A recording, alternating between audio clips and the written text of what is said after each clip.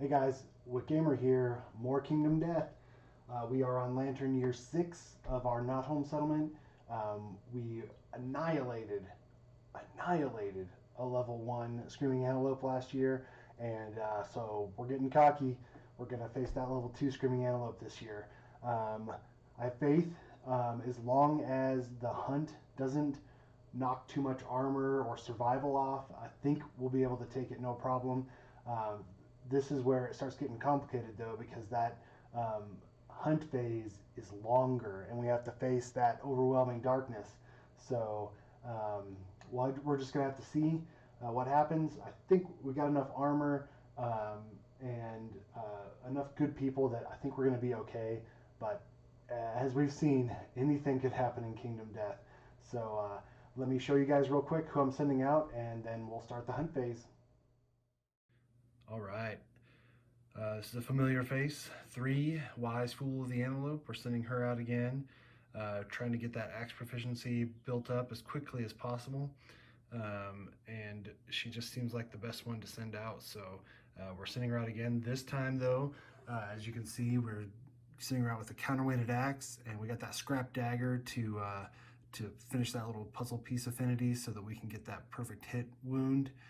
She's got 2 evasion because of the monster grease and the rawhide vest, and we got that +1 strength from her being quixotic and insane.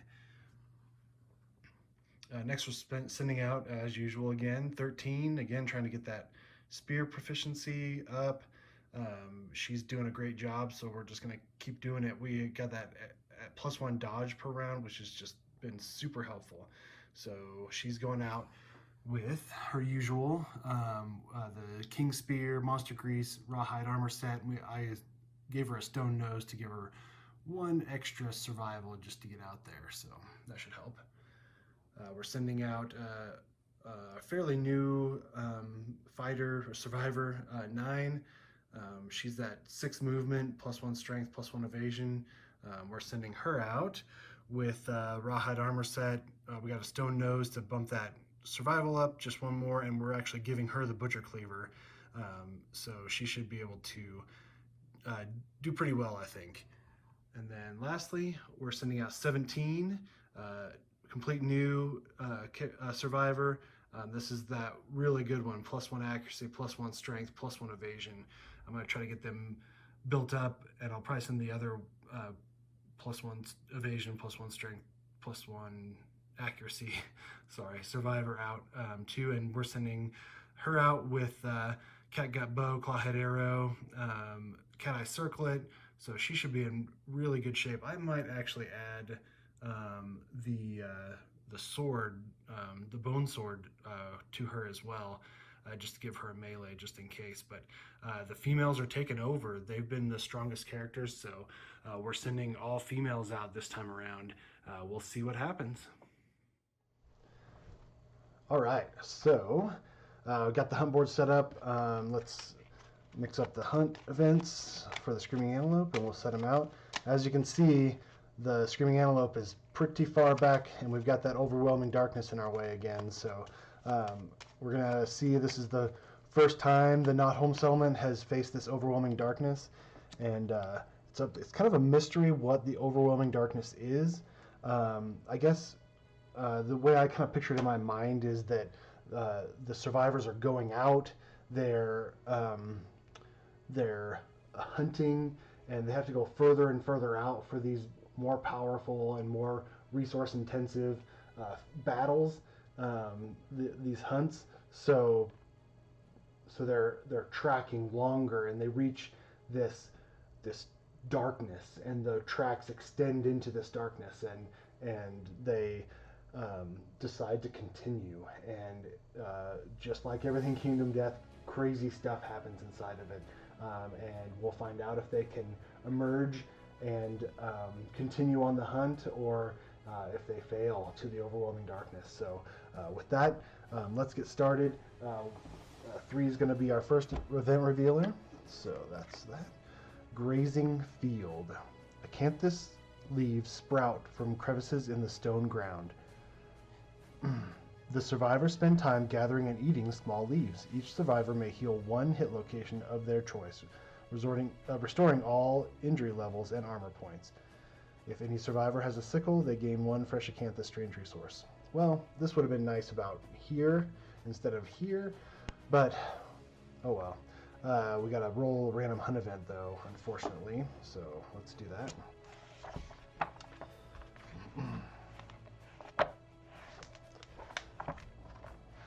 All right. 75. Let's take a look.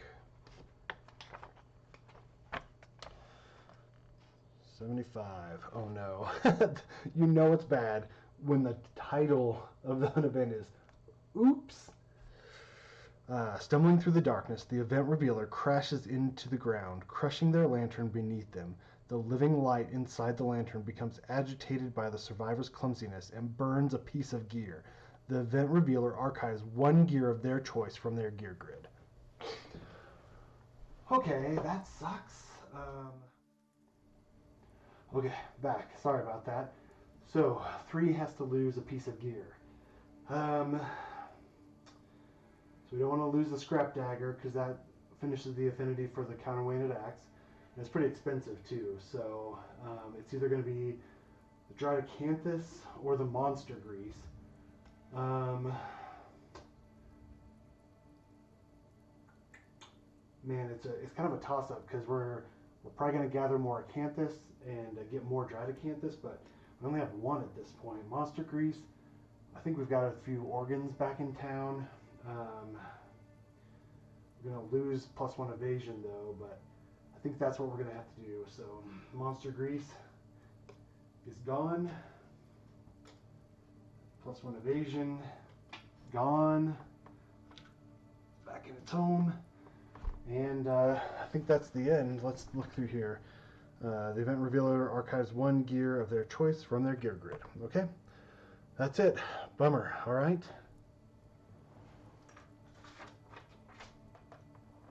13 now is the event revealer, and it's going to be a random hunt event. 39.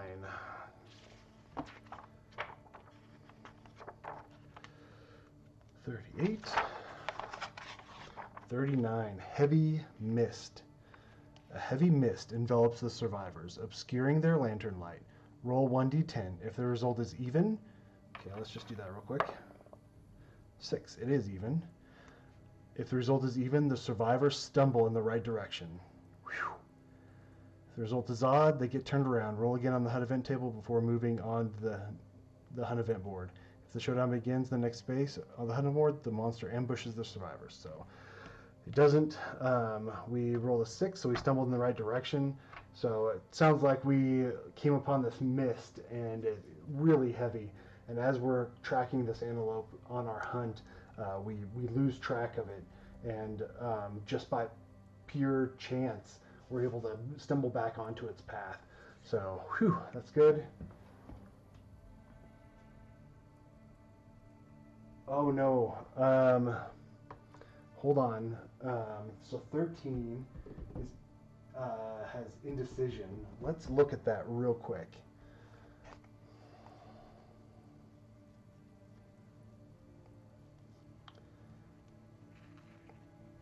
Indecision.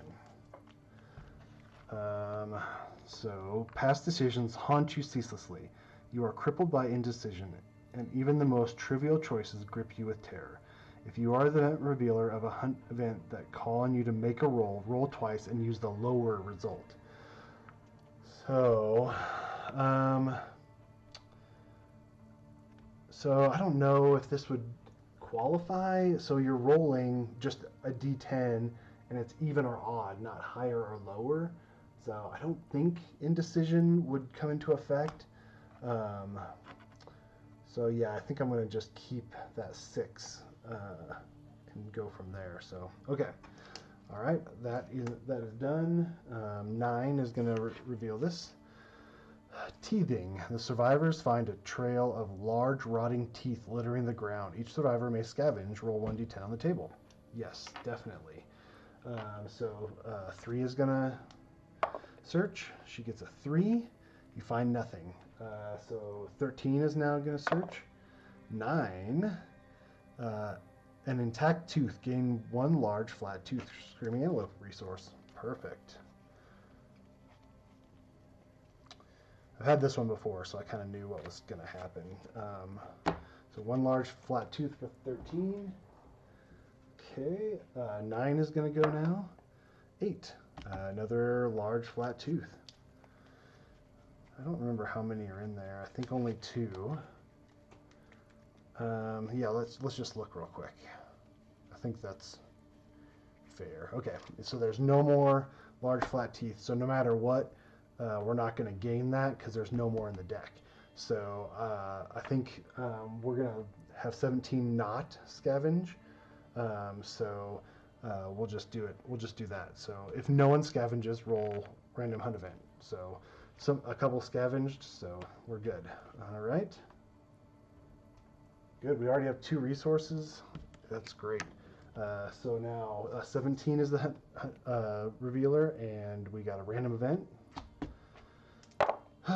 12. Oh no. I think 10 was the bad one. That was not so good. 12, it's a low number. It's one of those, it just makes me not feel good. Okay, 12. Destiny Bound. Okay. The survivors collectively feel a heightened level of anticipation. Their goal is close at hand. The event revealer gains +1 courage. The survivors may skip the next hunt space. If this movement starts the showdown, the survivors ambush their quarry. Sweet. Okay, so the event revealer is going to gain +1 courage.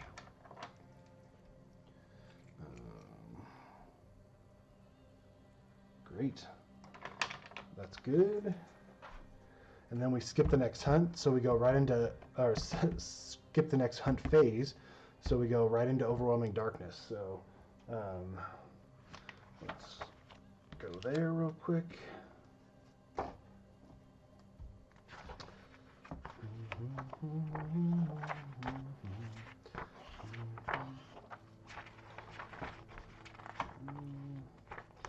A, B, C, D.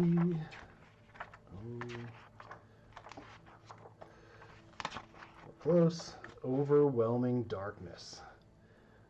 All survivors must determine their paths and walk them simultaneously. So let's see. So it's either Path of the Insane. Let's see. So 3 and 13 and 9 are all insane. Path of the Brave is 3 plus courage. Do any of those? So 3 and 13 have +3 courage. 9 does not. And then 17 is not insane and not brave. So let's roll and see what happens here. So we're going to roll for 3 first, which is going to be on Path of the Brave. 3. You punch yourself in the face to chase away doubt. Gain -1 accuracy token. Oh, bummer. Let's find that. Okay. All right, and she had +1 accuracy, which sucks, so that negates that. Okay, 13 is going to roll. She's doing Path of the Brave as well. 7. With your lantern held high, you cut a path through the teeming darkness. Suffer 1 event damage to your arms. So it's interesting. We're learning a little bit about the overwhelming darkness. So you cut a path through the teeming darkness. So evidently, maybe the darkness is like all enveloping, and our lanterns aren't shedding as much light. So, but she holds it high and is able to get through. But she suffers 1 event damage to the arms. Let's grab that. And oops, I forgot to reset that. So 2, 2, 2, 2. She already got 1 to the arms. So there you have it.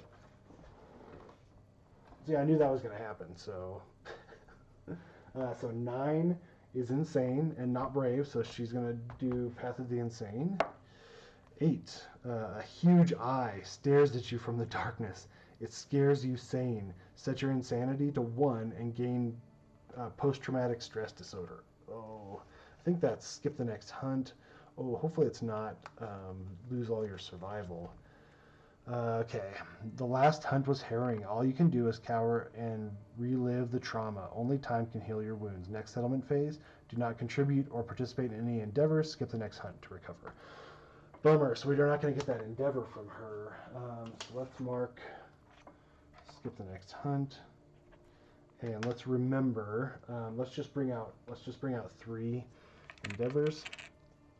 So that'll remind us that we have to skip, she can't contribute next year. Okay. All right, last but not least is 17, and she's not insane or brave, so she's gonna do Path of the Doomed. 9, okay. Resolute, gain +1 insanity and +1 courage. All right. Man, 17 is killing it this time around. This light, guys, I am done with this light. Okay, that's kind of better-ish. There's like no winning. I'll get it figured out someday, guys. So +1 courage, +1 insanity. So we're at 1 insanity and 2 courage now. Okay, that's Overwhelming Darkness, guys. So they emerge from the overwhelming darkness and pick up the path. So we are back on 3 being the next event revealer. Skittish. Oh no. Okay. Bummer. Panicked by the oncoming survivors, the Screaming Antelope moves 1 space away from the survivors on the hunt board. So we move back 1, and then roll on the random hunt event. So double whammy here. Okay, so let's roll, and then I believe let's look real quick. Oh, because the Screaming Antelope was on that space, so it's going to be another random hunt event here. So let's just to remind us, we'll put one of those down. Okay, let's roll on the random event table. 76. Ooh, the next one below. Oops. Dream the way. The survivors have vivid, fevered visions of what lies ahead. All at once, they are startled awake and frantically compare the horrors they saw. Each survivor rolls a d10. Okay. If any survivor is a savior, nope. Each survivor makes one. If any survivor rolls the same. Okay. All right. So let's roll, and I'm just gonna set it up. So it's gonna be 3, 6, 13 is a 1. Oh no. 5 is for 9, and 6 is for 17. Okay, I think that if 2 of them are the same, it's bad. Okay. If any survivors' roll are the same, these survivors discover that they had the exact same dream. They gain +1 insanity. If any duplicate rolls are 10s, the event revealer may re-roll any one roll result this hunt phase. Okay, cool. So that doesn't matter. So let's see here. 3 and 17 gain +1 insanity. So 3 goes to 8 insanity, and 17 goes to 2 insanity. Good. Okay, it wasn't bad. I'd rolled that before, and I thought it was worse. So, okay, and then hopefully lastly, oh no, I just broke the spear off of 13. I'll fix that before the showdown. We're going to do a random hunt event. And so let's grab the die. 20. 2-0.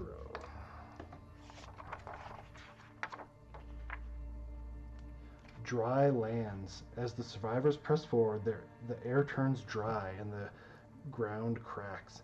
The survivors suffer heat exhaustion. Each survivor loses 1 survival. If they are wearing fur or heavy gear, they instead lose 1d5 survival. Okay. So, rawhide armor is not heavy, so that's good. So they lose a survival, all these 3. Okay, so 17 has the White Lion helm, which is heavy and fur. Let's look here. If any, okay, let's see here. each survivor loses 1 survival. If they are wearing fur or heavy gear, it doesn't say like a complete armor set or anything, they instead lose 1d5 survival. Ugh, okay, so let's lose 1d5, so 4, so they lose 2 survival. 17 now has 2 survival left. See, this is where the hunt starts to get bad, right? I mean, we're losing survival.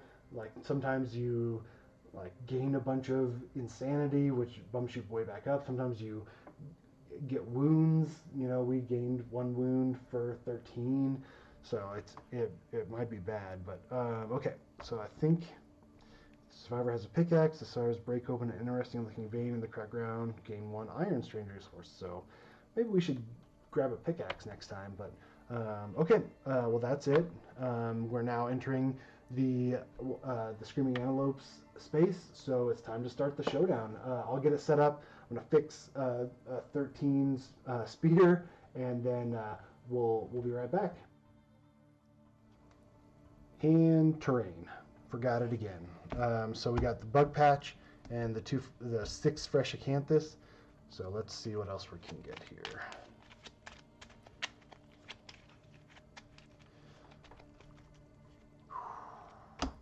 Toppled pillar, bummer, and 3 stone columns, double bummer. Okay, well we lucked out last hunt, and it doesn't look like that's the case this hunt. So we still can gather fresh acanthus in that bug patch, so maybe we'll be okay. So, all right, now I'll set up the showdown. All right, we've got the showdown set up. Let me shuffle up the cards real quick and go over one more special card that is in play with the level 2 Screaming Antelope, and then I'll show you the showdown board, and it's going to be the same basic strategy as the last Screaming Antelope, but we have less resources together, so I switched things up just a little bit. But first off, the Screaming Antelope, the level 2 Screaming Antelope has 10 basic and 5 advanced, and then 2 special cards, and let me show you those real quick. So trample is the normal one. When the survivor or when the monster collides with a survivor, they suffer damage equal to the monster's level to a random hit location. So that's 2 damage now rather than 1. We also have diabolical. At the end of the monster's turn, target a random survivor in the trample zone, and then full move through the target. Move the monster through and past the survivor. If there is no target, full move forward. So this is where that dashing comes into play, and also that that sit in the corner with reach 2 is really going to be helpful for us. So I'll try to use that as much as possible, and hopefully it'll help us out. But yeah, if not, we're going to have to spend survival to dash out of the way, because we don't want to get that 2 damage to a random hit location for nothing, you know. So we're gonna have to just watch out for that. And then it's got 79 to 5 extra wounds to kill it. So it's going to be a little bit tougher, which is 10 toughness, 8 movement, and it's got +1 speed and +1 damage, which I forgot to grab those. So let me do that real quick. Damage and speed. All right, so okay, that looks good now. So yeah, we're gonna be doing more damage, and more dice come into play too. So all right, well, let's just see what happens here. First card, Screaming Antelope goes first. Lone Rampage. Okay, well, that's pretty good to start out with, right? The zone of death is 4 spaces away. We're obviously way far away.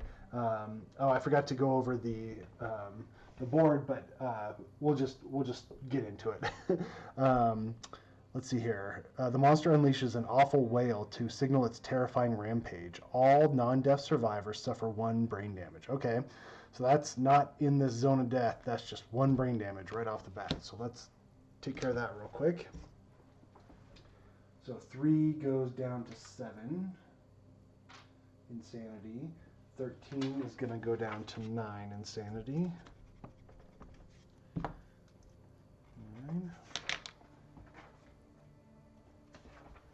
9 is going to go down to 4 insanity.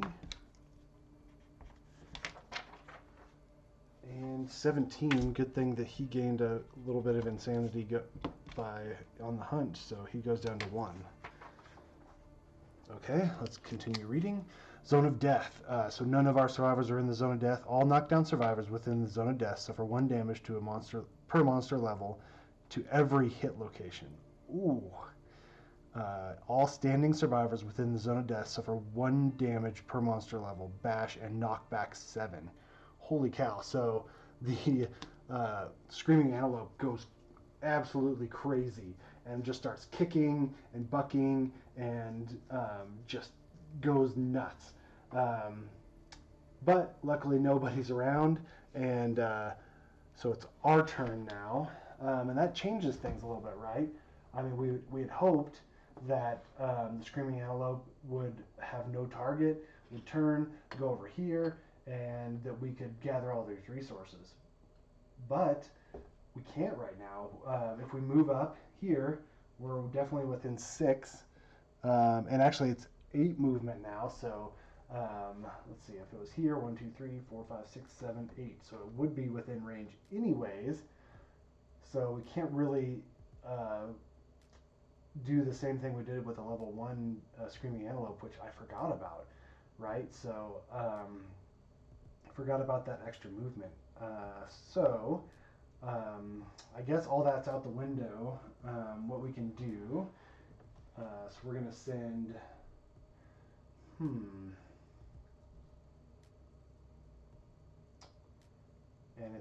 it's at the end of its turn. Oh yeah, whoops, forgot. Hold on just a second. At the end of the monster turn, target a random survivor in the trample zone. Full move through the target, move the monster through blah, blah, blah. If there's no target, full move forward. Okay, so it doesn't say anything about, let's see, random survivor in the trample zone. It doesn't say anything about in range. So these two are in the trample zone. So it is going to turn and go 1, 2, 3, 4, 5, 6, 7, 8, and then stop. Okay, well, that makes it a little bit easier, I guess. That kills our thought. Man, I didn't plan this out. I didn't think about that at all. Bummer. I faced a lot of level 2 Screaming Antelopes too back in the day, but okay, well, it's been a while. You live and you learn. Hopefully you live and you learn. So let's do this. So 3 has 5 speed. 1, 2, 3, 4, 5. So she can get right there on the corner. So that's good. Yeah, so 17 is probably gonna have to spend a survival to get out of the way if she wants to. Well, I guess. Oh, I forgot to add that sword. Oh no, crap! So she has no melee. I forgot to add that sword to her gear grid. Okay. So she could spend a survival to dash and then attack, but I don't think that's a good idea at this point. She only has 2 survival. Okay, well, yeah, I think she's gonna move first. So let's do this right there. 1. Her movement is 5. 2, 3, 4, 5. Yeah, let's move her there. So 1, 2, 3, 4, 5. We'll send her up towards this acanthus and maybe gather acanthus. I'll be right back. Okay, sorry about that. This is evidently Kid Invasion night like it was the other night. So, okay, so 17 is moved. Nice thing is, since we can't attack with that cat cut bow, we can use cat eye circlet. So let's do that. So let's do 3. 1, 2, 3. All right, and it's hit locations, right? Yep, hit locations. I just want to make sure. All right, Restless Ear if you hit with a clever shield, so there's no failure on that one. Failure, grasping tiny hands make rude gestures at you. Startled, you gain +1 insanity and lose composure. Spend activation to regain your senses before you can attack again. Okay. And then wound, turn the Screaming Antelope to face the attacker and full move forward in a straight line. Okay. So this one, we want to put one of our survivors on the corner so that when it full moves forward, it will turn and just move forward and not hurt anybody. But we want to, so we want to do the restless ear and then the restless chest, right? Because we don't want to, because we want to get one wound in, another wound in, hopefully, and then it full moves forward. That's probably going to put him out of range of everybody else. Well, 13 has 6 movements, so maybe we can do that. So let's do restless ear, restless chest, and then restless tiny hands. Right? Yep. 2, 3. Okay. Okay, so that's helpful. All right. So now let's do 3. 1, 2, 3, 4, 5. She's going to come around, and she's got that counterweighted axe, so that's speed 2, hits on a 6+. She has +1 accuracy, but she has a -1 accuracy token, so that's just a 6+ to wound to hit. Oh, 2 misses. Bummer. Okay, well, that's kind of stinks. Shoot.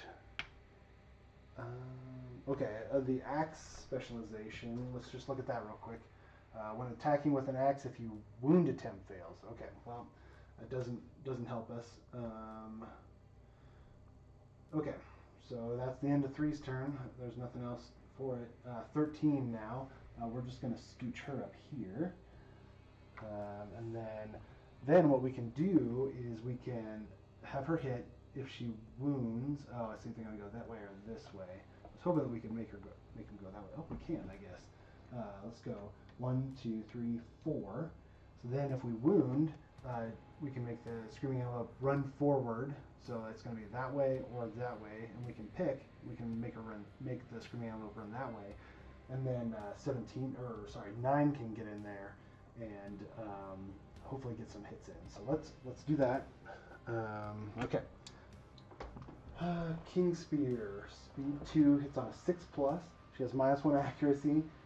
A -1 accuracy is evidently a theme, so that's a 7+. Yeah, we haven't gotten anything as far as the clawhead arrow, so that's not going to help us. So she's going to hit on a 7+. Ooh. Oh, wow, that's good. I really wish I would have gotten that 10 on the counterweighted axe, but what are you going to do? Okay. To hit location, whoop, I just grabbed 3. All right, so restless chest and restless ear. So if you hit with a club or shield, nothing. Okay, so let's look at her strength. So she's got +1 strength. And the strength on the spear is 3, so that's 4. The toughness is 10, so a 6+. 8, so that's a wound. Whoop, that's a hit location. Okay, good. So there's no reflex on that. Good, and 6+ on this one. 2. Okay, that's a miss, so that's not bad, actually. That's okay.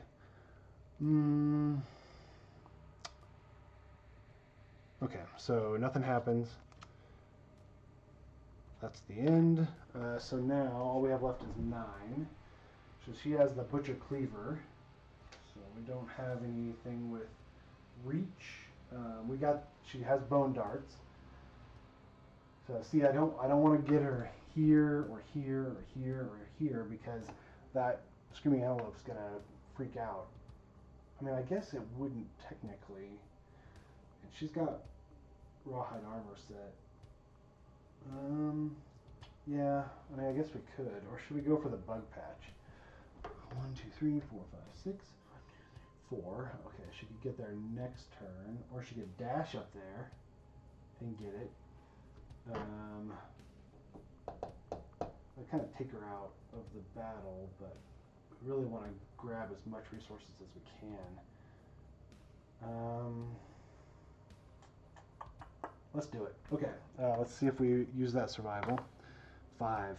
Okay, well, maybe this was a bad idea, but we're in it now. 1, 2, 3, 5, 6. 1, 2, 3, 4 for our regular movement. Our action is going to be searching that bug patch.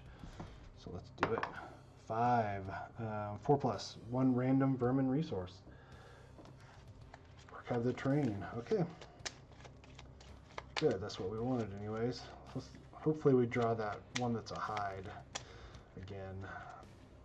Crab spider, hide, perfect. Archive this and gain +3 survival. So if we get in a pinch, if she's starting to take damage and running out of survival, we can use that. But for now, we want that hide. So bug patch is done. Let's archive that. Perfect. Great. Okay. Well, hopefully that'll pay off for us. So that's all of our survivors' turns. There's nothing else we can really do. We don't need to dash and everything. Oh, she's dashed, so I need to flip that over.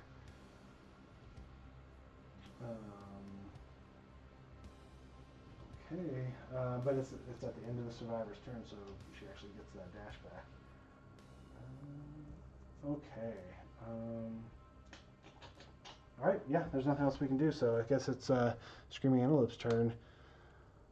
Oh, Ravenous, closest survivor, consumable gear in range. Okay, closest survivor. So 3 doesn't have consumable gear anymore because we lost that. We lost that monster grease. Let's see. 13 has consumable gear. 9 is right there. No, wait. 9 is not right there. 17 is right there. They don't have any consumable gear, so it's going to be 13. Which actually is good, right? Because if we attack one of these, we'd move either here. I guess. Oh yeah. If we move here, that'd be okay, because we'd go forward. If we moved here, it would be one of those two. So we're actually going to move here in turn. All right, move and attack. Speed 1, speed 2. Accuracy 2+ for 3 damage.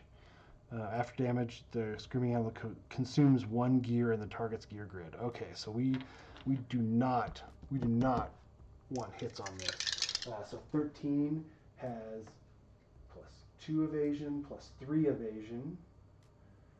Okay, so 3 evasion, and it hits on a 2+, 3+, 4+, 5+. Ugh, I don't like my chances on that. There's nothing else we can do here. We can't move far enough to get out of the way. Yep, so that's 5+. Okay. Ooh, okay, perfect. Yeah, so we got 1 hit. It's going to be to the arms, but she's going to spend a survival. She does spend it. So she dodges that. She doesn't get any damage, so she doesn't get that take that consumable gear. Man, these cards are rough. Are both of those advanced? Yeah, both of those are advanced cards. So, whew. Well, I think we're burning through. We got 5 advanced cards, so hopefully we're gonna not get any more for a while. All right, so now it's the end of the Screaming Antelope's turn. We've got that diabolical. So we're going to have to have 13 spend. Oh, it's not her turn. No, it's not her turn. We're going to have 13 spend a survival to dash. She doesn't spend it. Oh, let's see. Okay, so she's dodged and dashed now. So she's just going to move. So it's going to go 1, 2, 3, 4, 5, 6, 7. So she's going to move 1, 2, 3, 4, 5. I think, hopefully, let me check real quick and see if you can see that.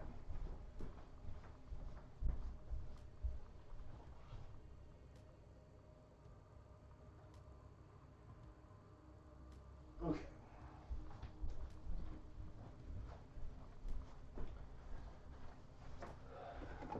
So I have to walk all the way around my table to get to that one camera so I can actually see it. I can reach it here, but I can't see. So, okay, so now you can see. So she's going to dash over there.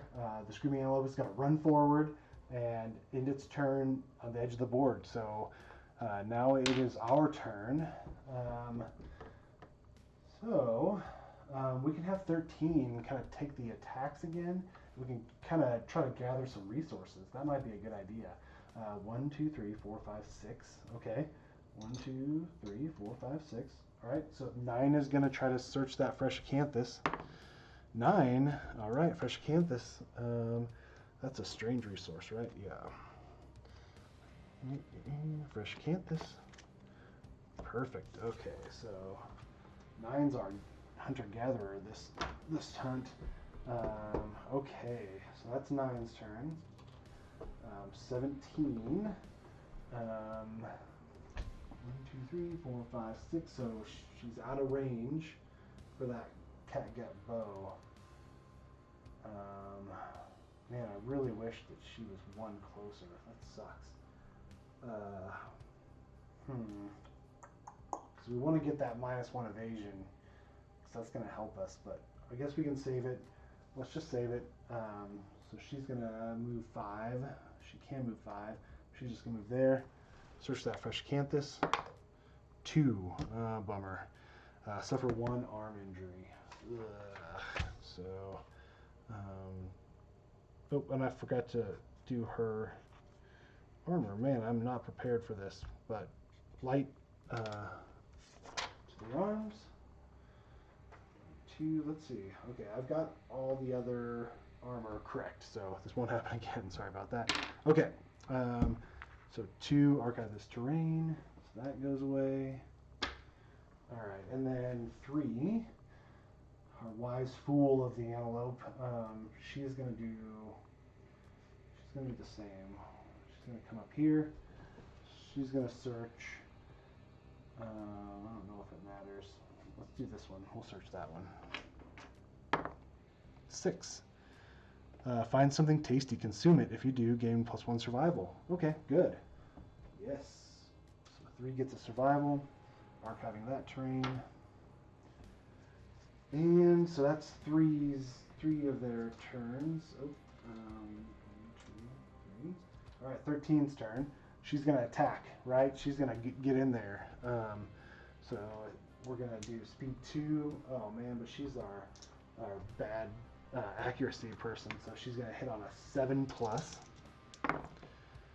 4 and a 9. So 1 hit. Okay. So we don't want to fail on this one because we're going to have to spend activation to get your composure back. But so we're going to hit on a 1, 2, 3, 4 strength, and the toughness is 10, so 6+. 2, so that's going to be a miss. Okay, you gain +1 insanity and lose your composure. All right, so 10 insanity now, and then we have to spend activation next round to. So I'm going to put this on 13's card, so we're going to remind us that, and then we'll put it in the discard pile afterwards. So, okay. That's the end of our turns. Everything resets. Flipping them over, flipping them over. Oh, axe proficiency. Oh, yeah, she didn't attack. She's got the spear. Okay, never mind. All right. Okay, so it's the Screaming Antelope's turn. Ram, furthest threat in range. Oh no. 1, 2, 3, 4, 5, 6, 7, 8. Oh, okay. So let's see. All right. We're gonna add +1 damage to this attack for every space the monster moved toward the target. Okay, so we don't want that. So let's look again. She is barely in range. So 17 is gonna spend a survival. Oh, yeah, we definitely do not want her to get hit by that because that's mecha damage. So she's gonna spend a survival. She might as well. So she's 5 movement. 1, 2, 3, 4, 5. That's not gonna get her there. She's gonna go 3. She'll go right here, and then we can get 3 up there anyways. And she can try to search that acanthus next round. Okay, so now Ram, furthest threat in range. Only person in range is 13. Then move and attack target. So it's going to move 1 space and attack. So that's 2 speed. And then add +1 damage to this attack for every space the monster moved toward the target. So 1 space, so that's 2 damage, 3 damage. So 2 plus, 3 plus, 4 plus, 5 plus. Yep, 5 plus to hit. Oh, that sucks. Well, she's obviously going to spend, let's roll pain locations first, the arm and the leg. Okay, so it's going to be 1, 2, 3 damage. So she can take it to, if she takes it to the arm, she's going to suffer a heavy and get knocked down. So let's spend a survival to dodge the arm. She does not spend it, and we'll take 3 damage to the leg. So she goes to a light on the leg. Okay. Bummer. See, level 2 is a different beast. I mean, we annihilated that level 1, and level 2 is a little bit more difficult. We've already done some damage, and she's gonna have to spend a survival to dash out of the way.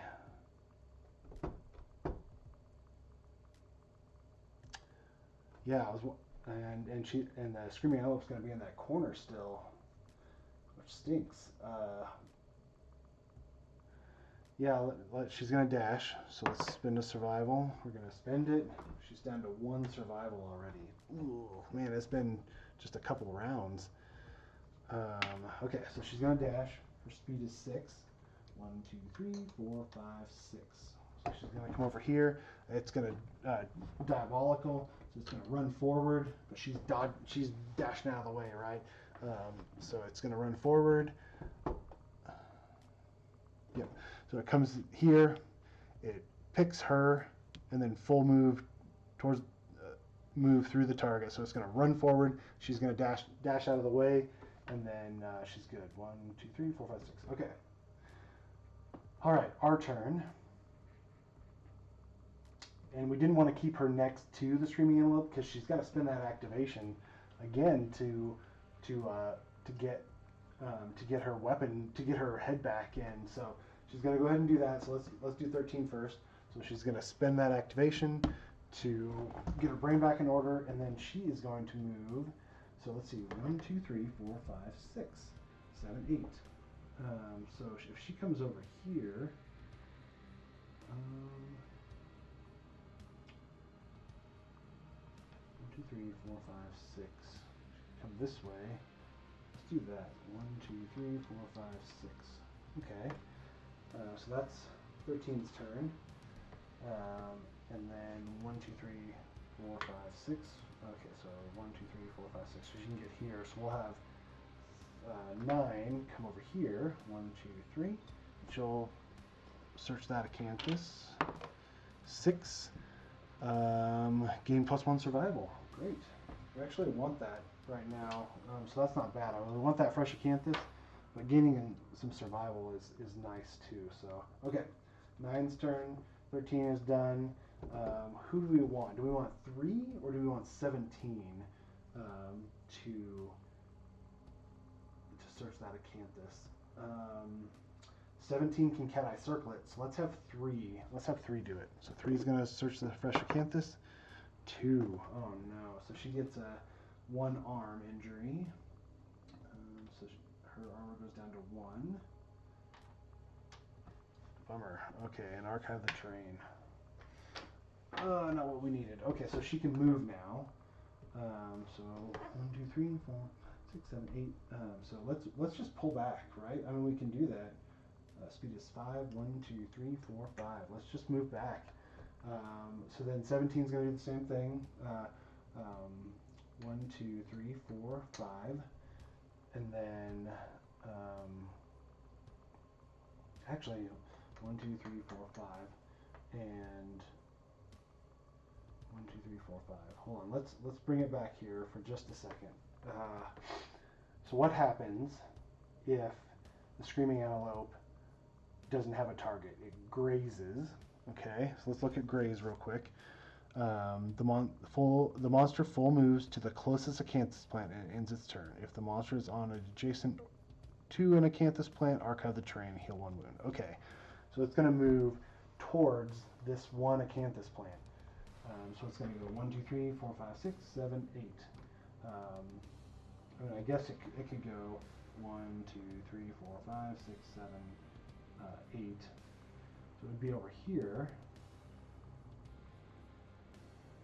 So yeah, so let's move right here for 3. So then if it moves, let me just double check. 1, 2, 3, 5, 6, 7, 8. Okay. Let's see, 1, 2, 3, 4, 7, 8. Okay, I think that would be closer. So it would be here, right? 1, 2, 3, 4, 5, 6, 7, 8. Yep, so it'd be there.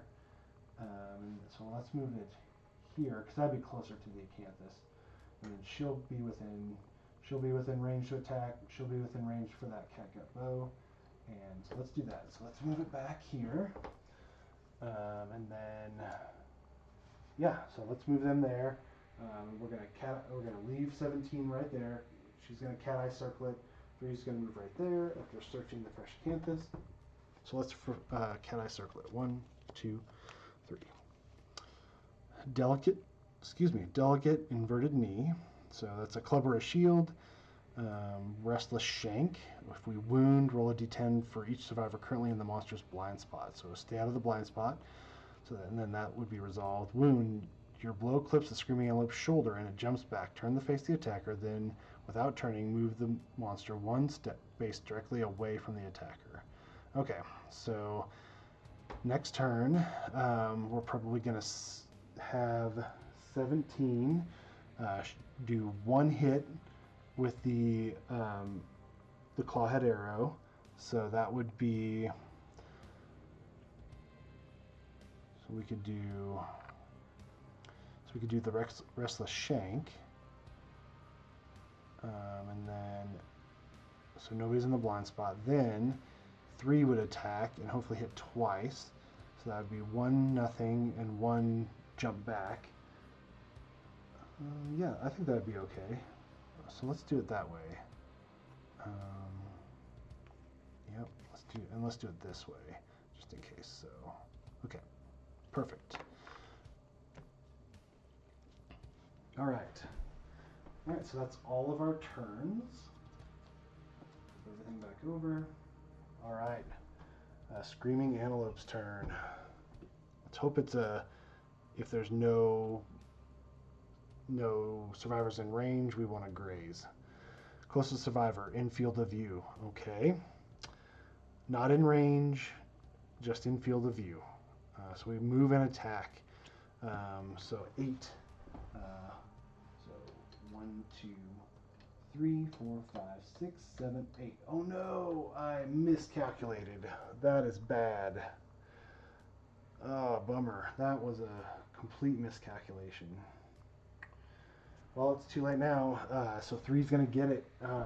Bummer. Oh man, and then it's gonna get that. It's gonna get that trample. And I didn't even think about that last time either. Oh no. Oh, either one of those are gonna get the trample. Man, epic fail. Good job. Way to go. Okay, speed 2 now.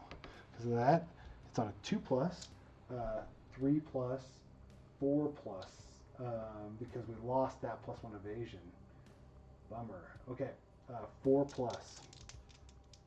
Okay, 1 miss, 1 hit, and yeah, we're definitely going to be dodging it, but let's just see. So the arms, there's going to be 3 damage, and then gain a bleed token. So yeah, we definitely want to dodge that. So we're going to see if we spend a survival. We do not spend a survival, so that is dodged. We have officially dodged, guys. All right. Now, that's resolved. And then it's going to trample and use diabolical. So we want to, so it's going to move forward 8. It's going to come all the way up here. So we want to have 3 dash now. So let's spend it, see if we spend the survival. We do spend a survival. We want to go, because it's going to move 1, 2, 3, 4, 5, 6, 7, 8. So we want him to move, her to move 1, 2, 3, 4, 5. That's all we can do. 1, 2, 3, 4, 5. Yep. Okay. Well, 3, 4, 5. So that's it. And so she'll have to move to get up there, but it brings us in range. Man, 17 is just always out of range. As you can see, the level 2 Screaming Antelope runs around a lot. So we're almost gonna have to spend a survival. Oh no, shoot, I forgot. 1, 2, 3, 4, 5, 6, 7, 8. Let's spin that 1, 2, 3, 4, 5. Okay, let's roll it back because it's a random survivor and I forgot about that. So 1 through 5, 5 through 10. 4. Okay, so back to again 1, 2, 3, 4, 5. 1, 2, 3, 4, 5, 6, 7, 8. Okay. I just wanted to make sure. I didn't want to forget about that. So, okay. That's the end of the Screaming Antelope's turn. We've done 1 official wound, and it has been 1, 2, 3, 4 rounds. Okay, we need to start putting the hurt on this guy. So 9.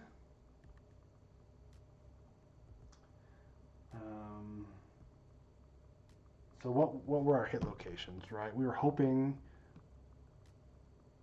to do the clawhead arrow for 1. That wound was in the blind spot. And then there was a nothing, and then there was a one that was a jump back. Okay, so this is okay. Let's think. So if we come in and attack with 9, we're going to hit the blind spot and the nothing, and then we can move 3 up, and then it's going to hopefully jump. So we'll jump back 1, 2, 3, 4. Okay, well maybe we can put her here, and then it'll jump back, and we can make it either jump back this way or jump back that way, and we'll have it jump back that way, and then I'll be within range of good old 13. Okay, let's do that. So 9's gonna come in. She's gonna attack with the Butcher Cleaver. It's on a 5+. She doesn't have accuracy, so just a 5+. Oh, 2 misses. Man, these dice are not playing good tonight. Okay, that's that. So now we don't want to send 13 in because if it jumps back, we can either make it jump back either way, but I prefer not to. So let's move 3 in.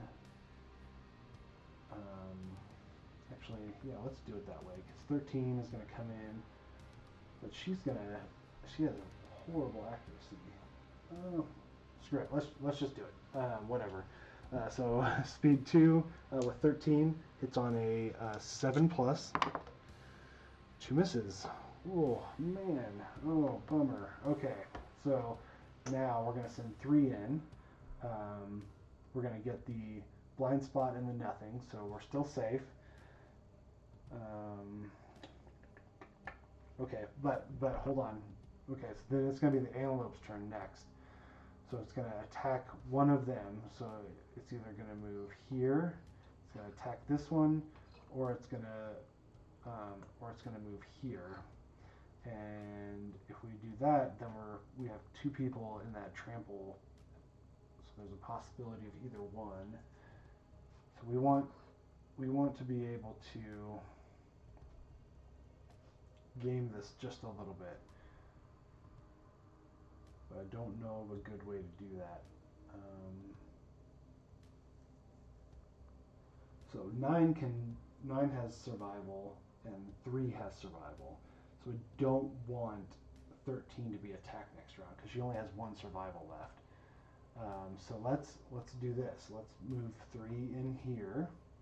She can attack at that reach, right? So man, I'm knocking things over all over the place. And it's blind spot and nothing for those 2 attacks. So okay, let's do that. All right, counterweighted axe. 6+, 7+, 6+ again. because that -1 accuracy token. Okay, so 1 miss, 1 critical wound, critical hit. So, on a perfect hit, which is what a critical hit is, do not draw a hit location. Monster suffers 1 wound. Okay. Well, at least we know what the next 3 cards are because we missed a crap ton. Okay, so now the Screaming Antelope's going to attack. So hopefully we're going to make it attack either 9 or 3, and then it'll run that way or that way, and then we'll be okay. Oh, I forgot if we attack 3, 13's going to be in that way. Oh well, it's too late. I'm having a bad time with strategy today. Back kick, in blind spot, in range. Nothing, closest threat, in range. So that's going to be this one. 9. So, move and attack. So we don't have to move. Turn the monster so the target is in the blind spot. Okay. And then we're going to speed 2. It's on a 3+. And 9 is +1 evasion, +2 evasion. So that's a 3+, 4+, 5+. For 4 damage. Oh, that's cocked. Okay, so that's 1 miss. So that's a hit for 4 damage. So she is definitely going to dodge that. So we lose that survival, but it's dodged. Man, we're burning through the survival, guys. Our rolls are not with us tonight like they were with that level 1 Screaming Antelope. We're in bad shape, and with the Butcher, honestly, 13 was a freaking dodging champ. But oh, and I forgot that she could have dodged twice for that 1 3 damage one. But oh well, too late now. Okay, our turn. Oh no, wait. It's the end of the Screaming Antelope's turn, so it's either going to run through 3 or run through 9. Let's hope it runs through 3. Yeah, actually, really hope it runs through 3, because then we'll finally get 17 in range. Okay, so 1 through 5 is going to be 3. 6 through 10 is 9. 1. Okay, so that is 3. So she's going to dash. She spends the survival yet again. And so it's going to be 1, 2, 3, 4, 5. And then 1, 2, 3, 4, 5, 6, 7, 8. Okay. Perfect. Good. Okay, that's good. So she's in range to attack, and 17 is finally in range to attack too. Oh, I forgot. Let me fix. Actually, I'll leave it. I think you guys can still see that side. So, and we're headed over that way. I forgot to fix that camera, but I think we're okay still. Okay, so our turn. Okay, 17 is definitely going to attack very first with the clawhead arrow. Speed 6+, 5+ because of that +1 accuracy. 5+. Come on, for the love of God, please. Okay. Perfect hit. So that is a hit. Gains that -1 evasion token. Good. Okay, so now the strength on the clawhead arrow is 6. She has a +1 strength, so that's 7. And then the toughness is 10, so we hit on a 3+. Oh, let's pull over this card. This is the wound. This is the blind spot thing, so 3+. 4. Beggars can't be choosers here, guys. Wound. There's nobody in the blind spot, so nothing happens. Okay, so we have our next 2 cards are the nothing and the jump back. So we want to game this a little bit. 1, 2, 3, 4, 5, 6. So if the Screaming Antelope does jump back, 13 is still within range. 9, on the other hand, 1, 2, 3, 4, 5, 6. Yeah, there's no way she can get into range unless she uses those darts. So she might do that fresh acanthus. But let's do first things first. So let's do 3. 3 is going to attack with that counterweighted axe. Speed 2. It's on a 6+. 5+, 6+. All right, 6+. Oh no, wait. 5+. Oh, 2 hits. All right, we already know what these are. The restless shoulder, so it's going to jump back, and the delicate inverted knee. So we're going to do the delicate inverted knee first. Strength on the counterweighted axe is a 4. She has +1 strength, so that's 5, and then +2 strength, 6, 7. So again, a 3+. 6, that's a wound. Okay, 3+ again. 5, that's another wound. Finally, we're getting some wounds in. Alright, so wound. The blow clips the Screaming Antelope's shoulder, and it jumps back. Turn the face of the attacker, then without turning, move the monster 1 space directly away from the attacker. Cancel all hits now out of the range. Okay, so, since 3 is here, we can choose, right? We can do this way is 1 away, and this way is 1 away. We want to go this way, or we do want to go this way. So it turns the face of the attacker and jumps 1 away. Okay, perfect. All right. 1, 2, 3, 4, 5, 6. So she can get there.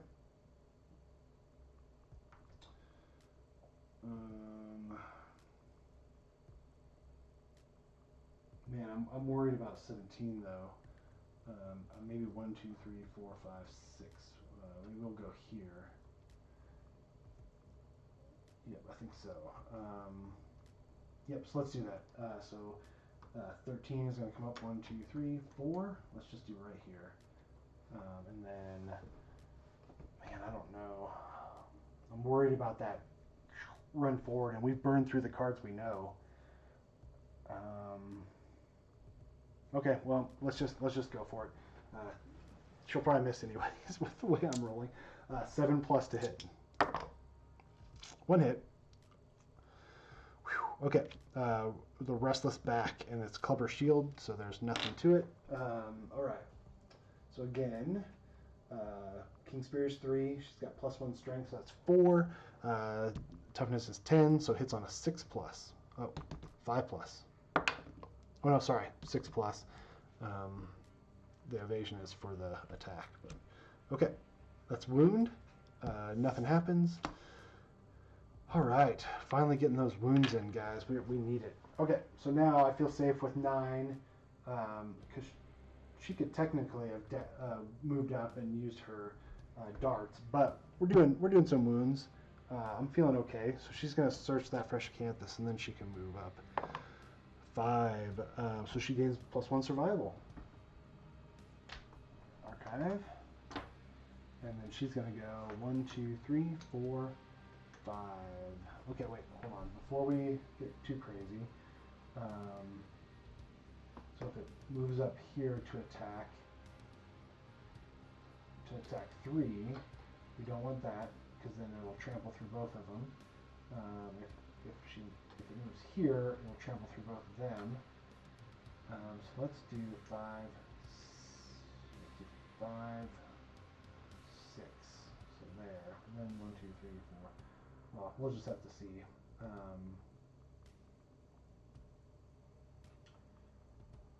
But the nice thing is, unless it attacks her. Okay, let's do this. Let's go there. That's 6. Okay. So it's the Screaming Antelope's turn. Let's see what happens here. All of our fresh acanthus is gone, so we can archive that. We just have our toppled pillars and our 3 stone columns. Bolt, closest knockdown survivor. No. Furthest threat in range. Oh no, that's bad, guys. That's bad. 1, 2, 3. 1, 2, 1. Ooh. 1, 2, 3, 4, 5. Yep. Oh no. Okay. Bummer. Okay, so it's going to come through either 13 or 3. Yep. So I think we're going to have it come through 3. She's got 1 more survival, so she's going to have to dash. Got to turn the tokens over. So yeah, let's see if she spends it. Come on. 3. She spends it. 1 survival now. So it's gonna come in through here. It's gonna attack, and then it says full move the Screaming Antelope in a straight line away from all survivors. So it's gonna attack, and then it's gonna move this way, and then it's gonna do diabolical. So it's gonna as long as we just don't want to be in this path, because then it'll come back through us. That actually might be a good idea, right? Okay, so so if it goes, it'll full move this way, and then turn, and then full move back this way. But if we keep 3 out of range, it'll just go forward but not hit. So yeah, let's do that. Okay, so we can go 1, 2. So it's going to go 1, 2, 3, 4, 5, 6, 7, 8, and then 1, 2, 3, 4, 5, 6, 7, 8. It'll just end up right back here. So that's good. Okay, so 1, 2, 3, 4, 5, 6. So it comes up here. So this, I just want to point this out right here. There is a problem with this 3D printed board, and sometimes like they're just awkward angles, especially on the bigger models. The official Kingdom Death board, you can tell, has this the faces pushed down into this raised area, so that makes it nice, right? Because then you don't have this awkwardness of like trying to balance the monster or a survivor on this. So that's really good. I kind of have a feeling that they saw the flaws of this 3D printed board, and they made changes to kind of accommodate for that, which is really smart of them. And that board is beautiful. Like this one is, I love, and it's super detailed. But man, that Kingdom Death board that they're gonna sell, I can't remember how much it's going for, but man, it's tempting for sure. But I probably will keep this, just because I'd rather spend, if it's like $100, I'd rather spend $100 and get an expansion. But it's neither here nor there. I mean, this one's an awesome board, but there is these small flaws with it. But okay, all right. So let's get back to Bolt. Furthest threat in range. Okay, speed 2. It's on a 2+, and 9 is +1 evasion, +2 evasion, 4+ for 2 damage. An 8 and a 3, so that's 1 hit. So that's going to be 2 damage. So let's just take it, depending on what it is, to the leg. Okay, yeah, she can take that. We need to save that survival if we can. Okay, so she's down to no armor on the legs. All right, full move the Screaming Antelope in a straight line away from all survivors. So, turns 1, 2, 3, 4, 5, 6, 7, 8. Then diabolical triggers. So 3 is in that range. So turns 1, 2, 3, 4, 5, 6, 7, 8. So it's right back where it started, which is a good thing, right? That's exactly what we wanted and what we planned for. So great. Okay, it's our turn now. What do we want to do here?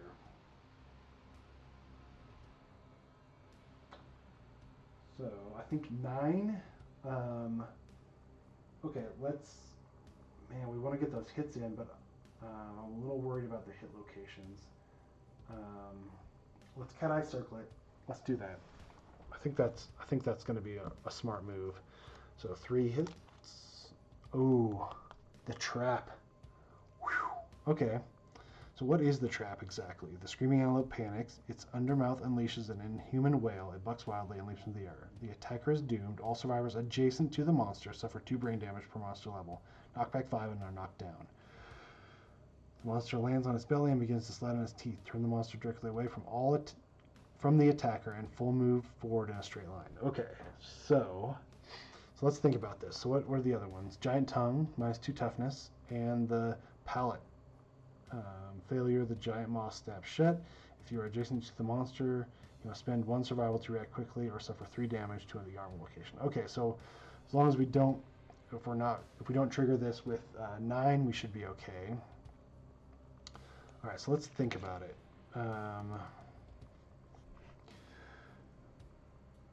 Okay, so we send one person in to attack. We want to do that with reach, so we don't have a failure on our hands. Okay, so let's see.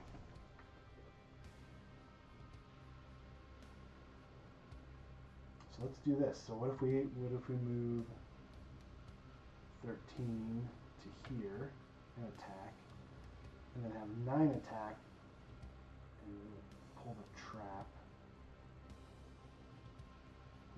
No, we don't want to do that.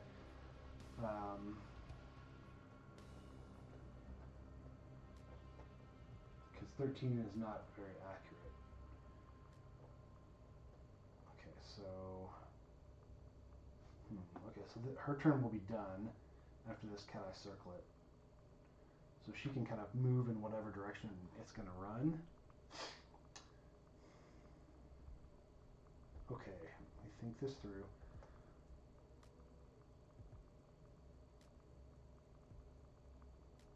Okay.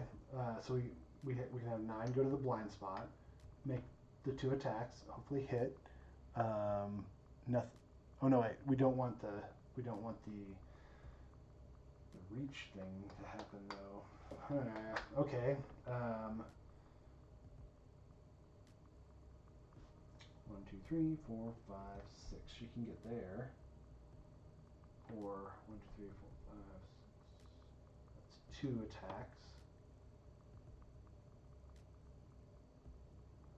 Okay, yeah, let's just do that. So let's send 3 up here. Let's just not overthink this. And then 3 is going to attack. Hopefully pull those 2 hits, and then we'll have 13 come in and pull the trap. It'll run this way.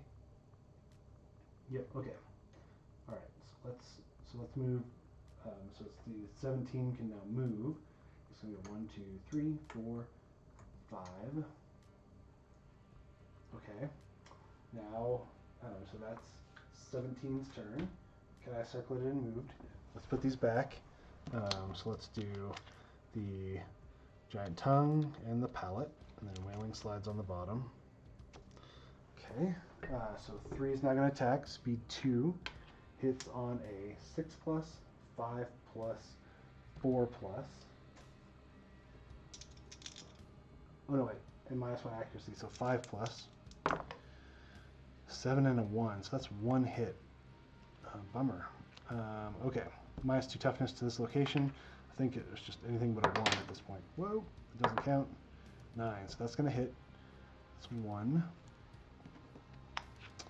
Okay. So that changes things just a little bit. Oh, there's a wound. I didn't even see that. Dang it. Blood and spit will erupt from the Screaming Antelope's wounded undermaw. If the wound roll is even, it's odd. If the wound roll is odd, gain +1 insanity. So she goes to 8 insanity. Man, see, I was looking at this -2 toughness. I didn't even look at that. Okay. Okay, so that changes things up because the trap is now 2 down. If we send 13 in, she doesn't have great accuracy, so there's a chance that she could not pull the trap. Okay, so let's do it this way. Let's send 13 in. Oh no, wait, hold on. Let's have 9 attack. It'll run directly away, which will be this way, and then 13 can come in. Yeah, let's do that. Okay, so now 9's going to attack. Butcher Cleaver, 5+, 5+, 4+. Okay, one hit. If you're adjacent to the monster, I forgot about that. So let's hope we don't fail. So that's 5, 6. So that's 6 strength. So 4+6. Okay, good. Okay. Well, we're getting down with. It's not quite how we planned, but okay. So now 13 can come up, and it'll run away this way. So let's do that. Speed 2 hits on a 7+. Just one hit. That's all we need. 2 hits. Okay. So it's going to be. Oh no. Yeah. So the trap triggers. The attacker is doomed. All survivors adjacent to the monster. Oh. So wait. Hold on. Okay, Josh. Are we gonna cheat, or are we cheat in quotes? So 9 forgot to move. I mean, we did it, right? I mean, we had time to move and we didn't do it. We didn't. That's all there is to it. We didn't move 9. We could have, and we didn't. We looked at the board. We said the Screaming Antelope's going to run that way. We just didn't. We didn't move 9, so I can't do it. So 9's not moving. 9 is adjacent. Nobody else is, because those corners aren't technically adjacent. All survivors adjacent to the monster suffer 2 brain damage per monster level, so that's 4 brain damage. Luckily she has 4 insanity, so she just goes down to nothing. And per monster level, knockback 5 is knocked down. Oof. 1, 2, 3, 4, 5, knocked down. Bummer. Okay, the monster lands on its belly and begins to slide on its teeth, turn the monster directly away from the attacker and full move forward in a straight line. Okay. Turns. 1, 2, 3, 4, 5, 6, 7,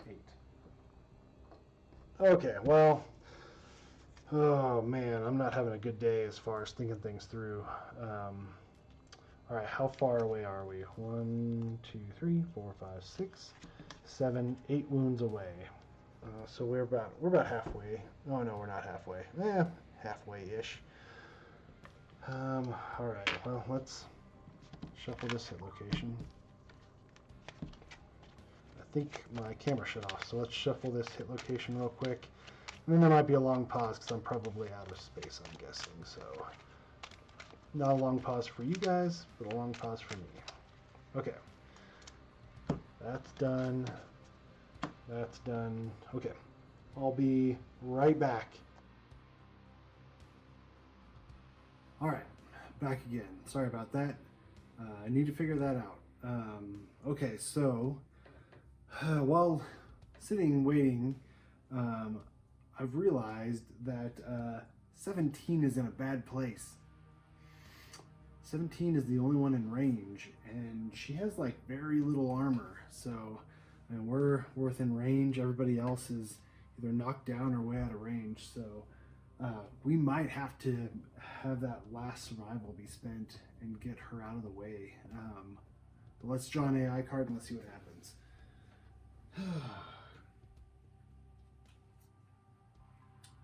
Stomp and Snort. Random survivor in range. So that's going to be 17.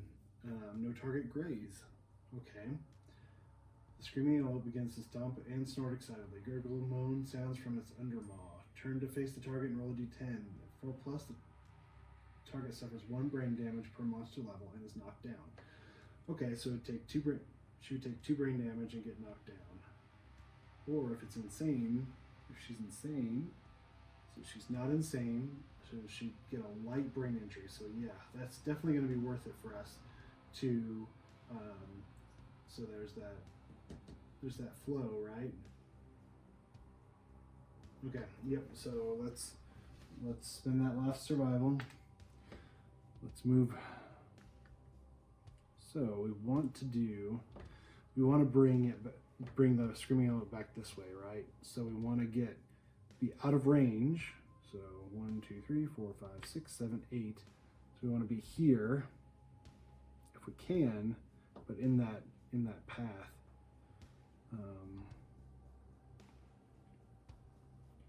So 1, 2, 3, 4, 5. Okay, we can get there. 1, 2, 3, 4, 5.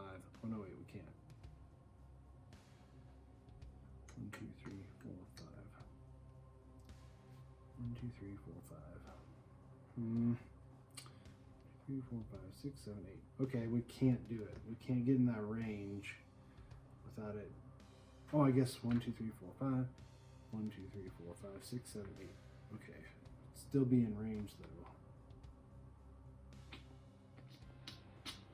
Okay, well, bummer. So we're gonna have to do. We're just gonna have to go back 1, 1, 2, 3, 4, 5, 6, 7, 8. Back 2. 1, 2, 3, 4, 5, 6, 7, 8. Okay, that's out of range. Spent that last survival. So now random survivor in range, no target graze. Okay, so now graze. So we're going to the acanthus plant. There are none. If there are no acanthus plants on the showdown board, instead full move the monster forward in a straight line. 1, 2, 3, 4. We're all the way on the edge. Okay, but that's so now that's that. Let's shuffle this up.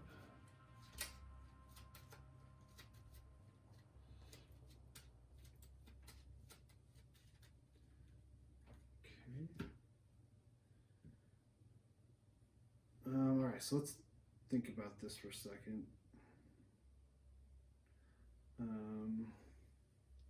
So now we got to do diabolical. There's nobody in the trample zone. Full move to the target. Let's see here. Target a random survivor in the trample zone. Full move through the target. Okay, so if there's no targets, I guess nothing happens, so it just sits there, which doesn't really help us. But it's the end of its turn.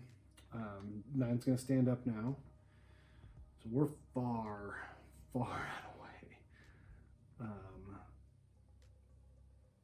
Really wish that 17 would have had that 6 movement. It's not worth spending a survival to go back, and it's too late now.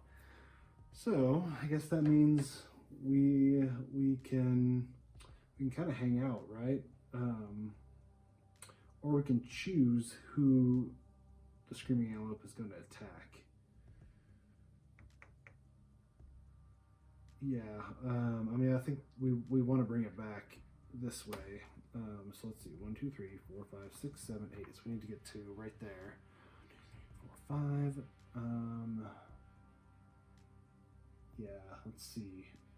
1, 2 evasion, 3 evasion. So we want 13 to take it. 1, 2, 3, 4, 5.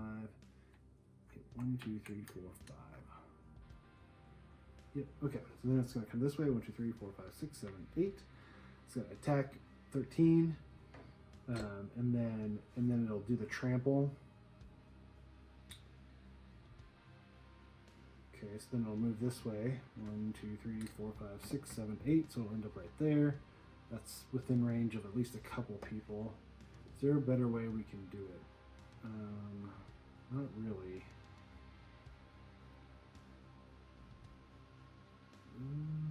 And we can move her here. Yeah, I mean, there's not really a good way. Yep. Okay. Let's just do that. So she's gonna move there, and then we're gonna anticipate the Screaming Antelope moving forward. So let's move 1, 2, 3, 4, 5, 6. She has 6 speed, and then it's gonna be 1.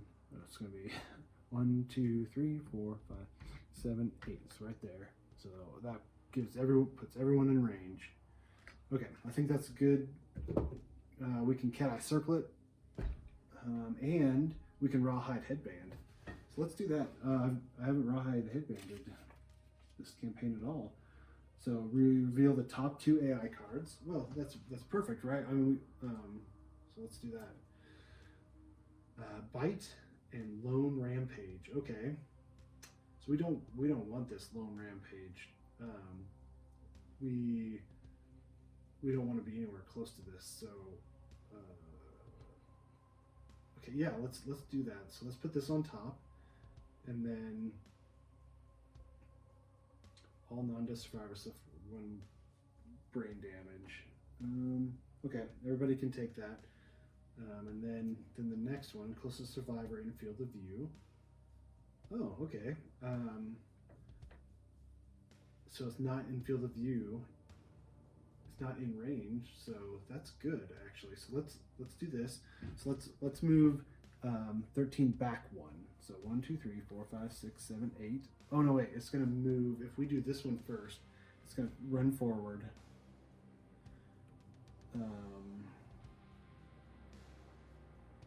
So let's do it. Let's do her here. 2, 3, 4, 5, 6, 7, 8. So she's out of range. It's not gonna run. It's just gonna park there. Then it's gonna do bite. Closest survivor in field of view. It's gonna be 13. So it's gonna move towards 13, and then it's gonna trample that way. Yeah, I think that's good. Okay, let's do that. Perfect. Glad we did that. Now we can I circle it? Restless hoof. There's a failure. If you're attacking with a melee weapon, it's kicked out of reach. Okay, so we don't want to fail. There's a nothing and a super dense, so we don't want to attack with anything. I don't think we have anything that's frail anymore. Next, King Spear and the Butcher Cleaver. So okay, so we don't have to worry about that. So let's do. We want to do one that's for sure gonna hit. So our highest strength character is 3. Yep. So we'll have 3 attack, and we'll do that way. 3 is not gonna care about that. So we can basically have 3 attacks with impunity. Okay, cool. So that's the end of our turn. There's nothing else we can do. We're gonna park there, right? Okay. Now it's gonna flip this one over. Zone of death. Everybody suffers 1 brain damage, so let's do that real quick. 7, 3, 13, 9.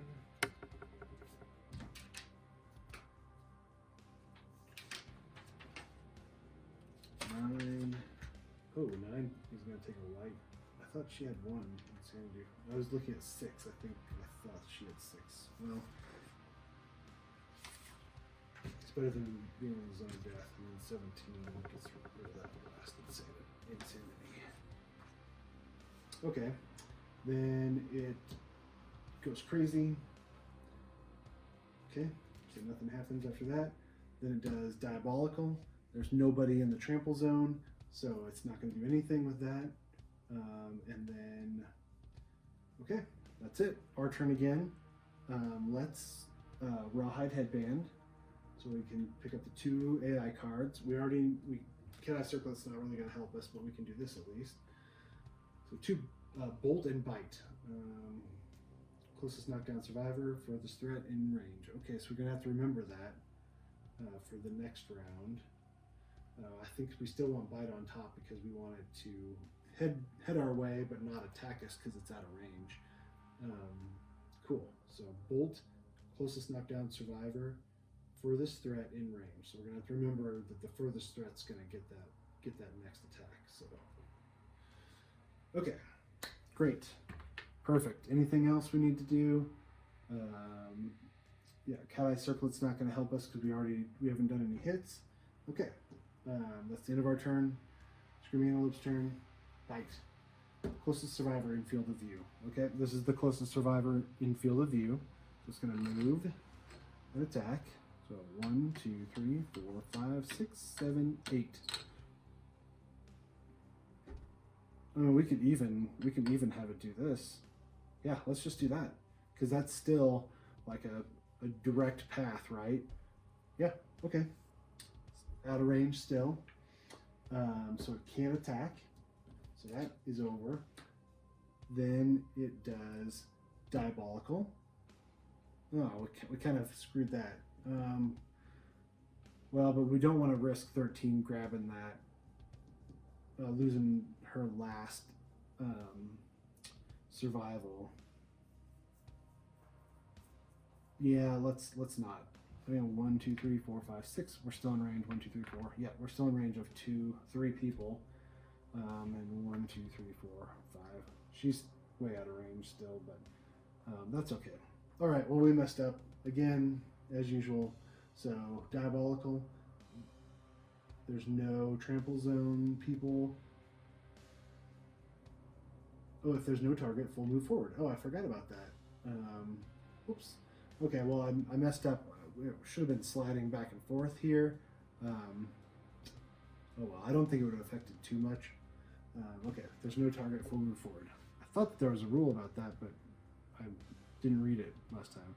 2, 3, 4, 5, 6, 7, 8. Perfect. Now that's what we wanted. 1, 2, 3, 4, 5. Okay, great.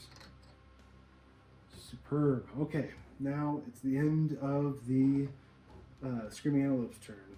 So we know that the next attack is going to attack the furthest survivor in range. So we want 17. 17 can't dash. So we want 17 to be up close and personal, if that's the case. Okay, so let's do this. Let's get 13 in. 1, 2, 3, 4. Oh no, we wanted 3 to hit, right? So let's move 3 in first. Okay, 3 is gonna attack. Speed 2 hits on a 6 plus. 6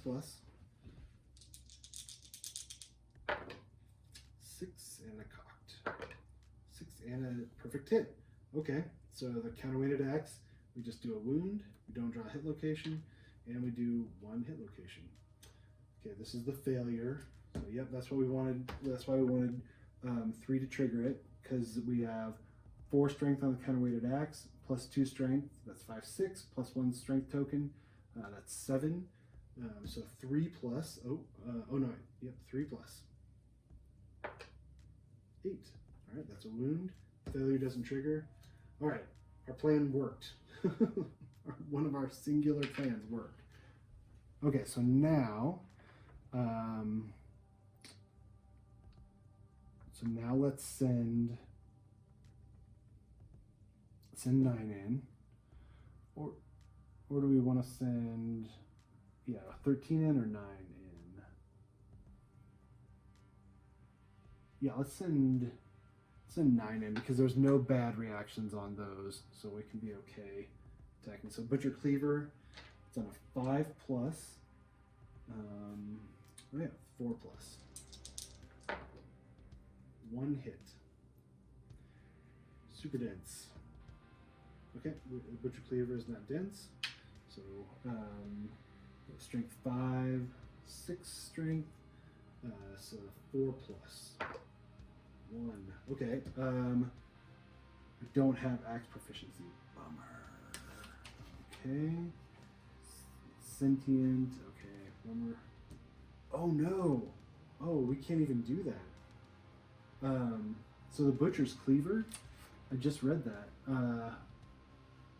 is must be insane to activate. It's irreplaceable. When you die, archive this card. So we can't activate it because we're not insane right now. So let's flip that over. And let's kind of pull back. So we had 8 and a 1, I believe. So even if we attacked with the bone darts, oh, that would have been 1. So let's put this back. We already knew it, so it's not that much. So she's going to attack with the bone darts, and we're actually going to have her stay back.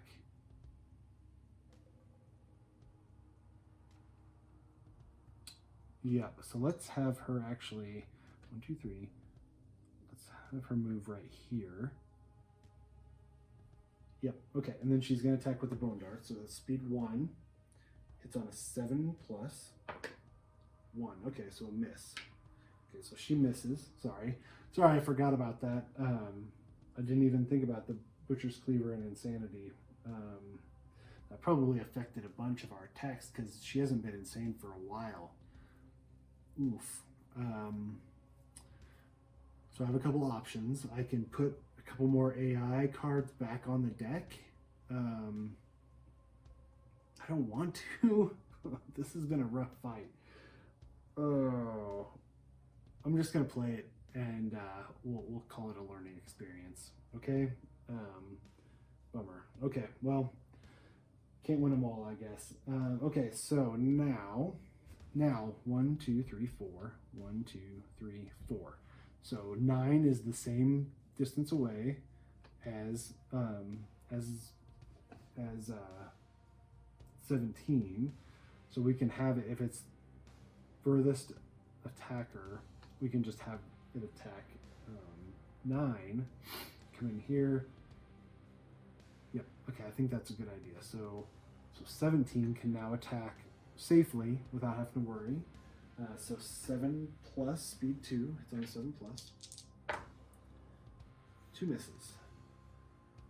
Or 6 plus actually, but still misses. All right, so that's 17 turn. So now 13. 1, 2, 3, 4. She's gonna come in and attack. Speed 2 hits on a 7 plus. Actually, is it? Okay, so the King Spears is 6 plus, -1 accuracy is a 7 plus, but then this goes back to 6 plus, so it's 2 hits. Okay, so now the super dense and the restless ear, which is +2 luck if you're doing with clever shield. So let's do super dense.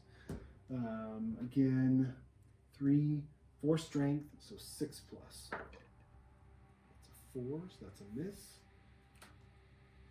6 plus. 9, okay, that's a hit.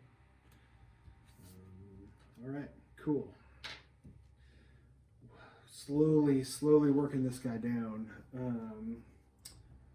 Okay, so that's all of our turns. We're 1, 2, 3, 4 away. 1, 2, 3, 4 away.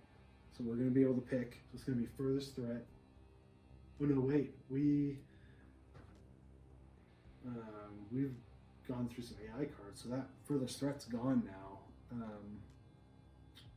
Okay, well, let's just see what happens, I guess.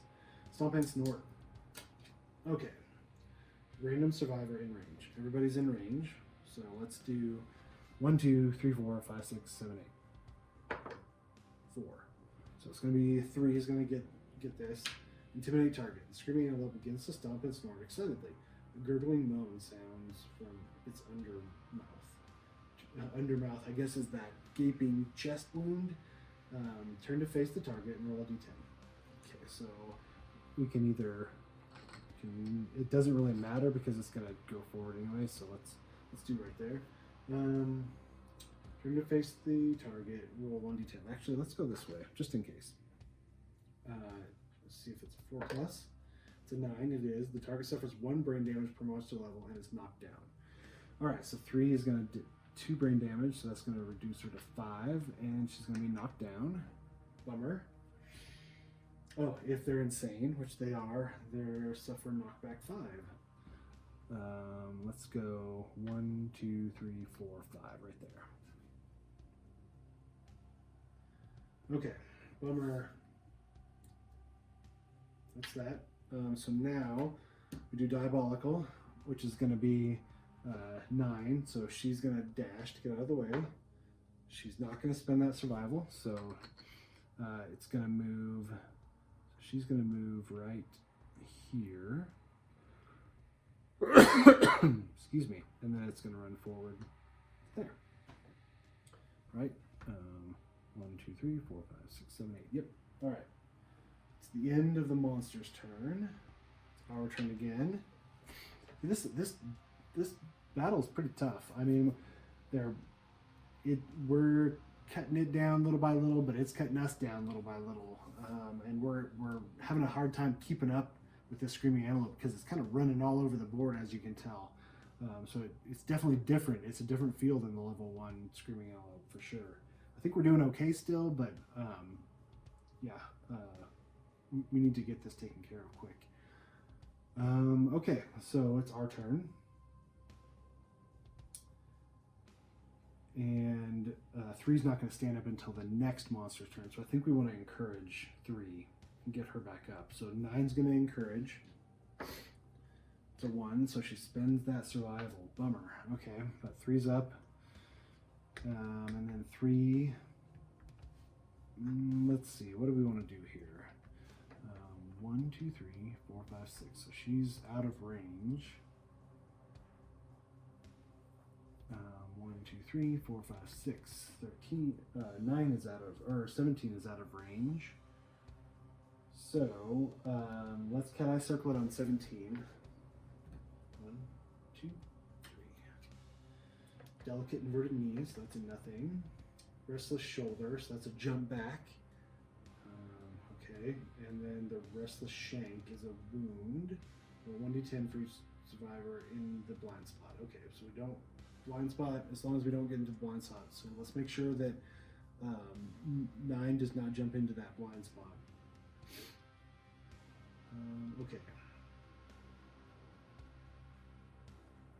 Okay, but that's not bad, right? I mean, the jump back isn't bad. So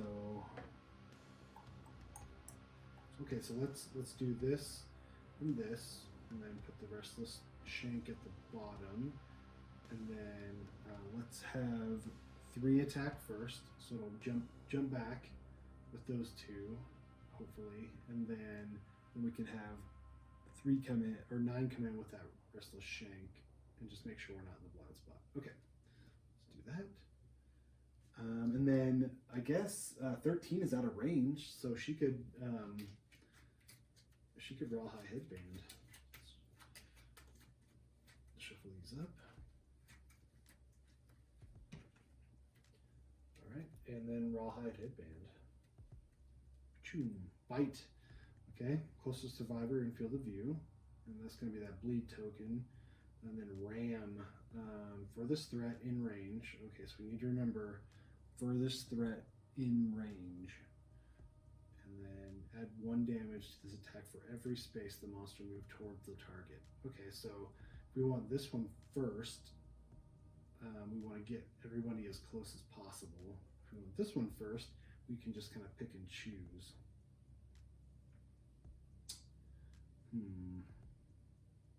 We kind of want this ram out of action. So let's put ram on top, and hopefully we do at least 1 wound to get rid of it. So let's do that. So ram's going to be on top. So we're going to have to remember, if we don't do any wounds, then we need to make sure that everybody's really close. So let's do that.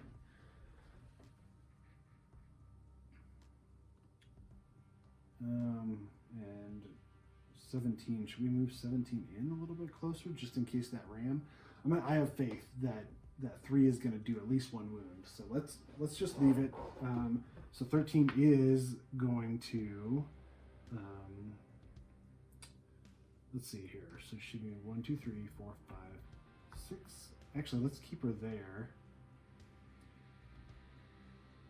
Because if we hit and then jump back, and then it's going to be a different one. Yeah, it's kind of impossible to tell with the Screaming Antelope where it's going to be. Let's move her 1, 2, 3, 4. Let's just do that. Nope, let's do this just in case. Okay. So 17, 13 have gone. I'm a little slow today for some reason. My brain isn't working like it should be. But let's have 13 go, or 3 go. She's going to attack twice, hitting on a 6 plus, 5 plus, 6 plus, 5 plus. 3, 2 hits on a 5 plus. Oh, that is bad. That's not good. Okay. So the next 2 attacks are not the blind spot attacks. So, so 9 can come in. Yeah, let's do it. Sure, why not? 9 is going to come in. We have to get rid of that ram. Oh man, it's going to be really bad if 9 cannot connect. Oh, and 9. Wait, hold on. 9 can't even attack with the butcher's cleaver. She has to attack with the bone darts. Oh no. Oh no. Man, we're in bad shape, guys. We're suddenly in really bad shape. Because if we have a 7 plus to hit and then 4 strength. Oh no. Okay, well, okay, so 9 is actually gonna, because if that ram is the furthest threat in range. So, and we want it to be her. So, 1, 2, 3, 4, 5, 6. 1, 2, 3, 4, 5, 6. Yep. Okay. 1, 2, 3, 4, 5, 6. Oh no, but she's gonna. Oh yeah, she's gonna attack. Let's do the bone darts first. All right, here we go. Come on, we gotta get this ram out of here. Oh man, it's gonna be bad, guys. This is gonna be bad. 7 plus. Oh, 6 plus. Yep, it's gonna be bad. Okay, so who do we want? Oh yeah, and 3 didn't move. So we could have 3 take it. 9 though, I mean, both of them, yeah, I mean, it's not going to matter with all that damage. And 6 is, you know, 17 is way out there. We're going to, well, it's going to be like 7 damage, guys. Oh, 8 damage or 9 damage. Ooh, this might be where it gets bad. Okay, well, let's have 9. No, oh, we can have 13 do it because she can dodge twice. So 1, 2, 3, 4, 5. 17 though. 1, 2, 3, 4, 5, 6. Dang it! I didn't. And 13 is over. I can't. That would be cheating if I moved her. 3 can dodge. 9 can dodge. Let's have 9 take it. So 1, 2, 3, 4, 5, 6. Ooh, we don't want that though. Let's see.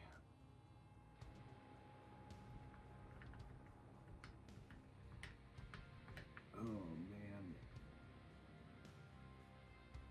Okay. 1, 2, 3, 4, 5, 6. 1, 2, 3, 4, 5, 6, 7. All right, I think that's a direct route. No, it's not. It's not, guys. That would be cheating.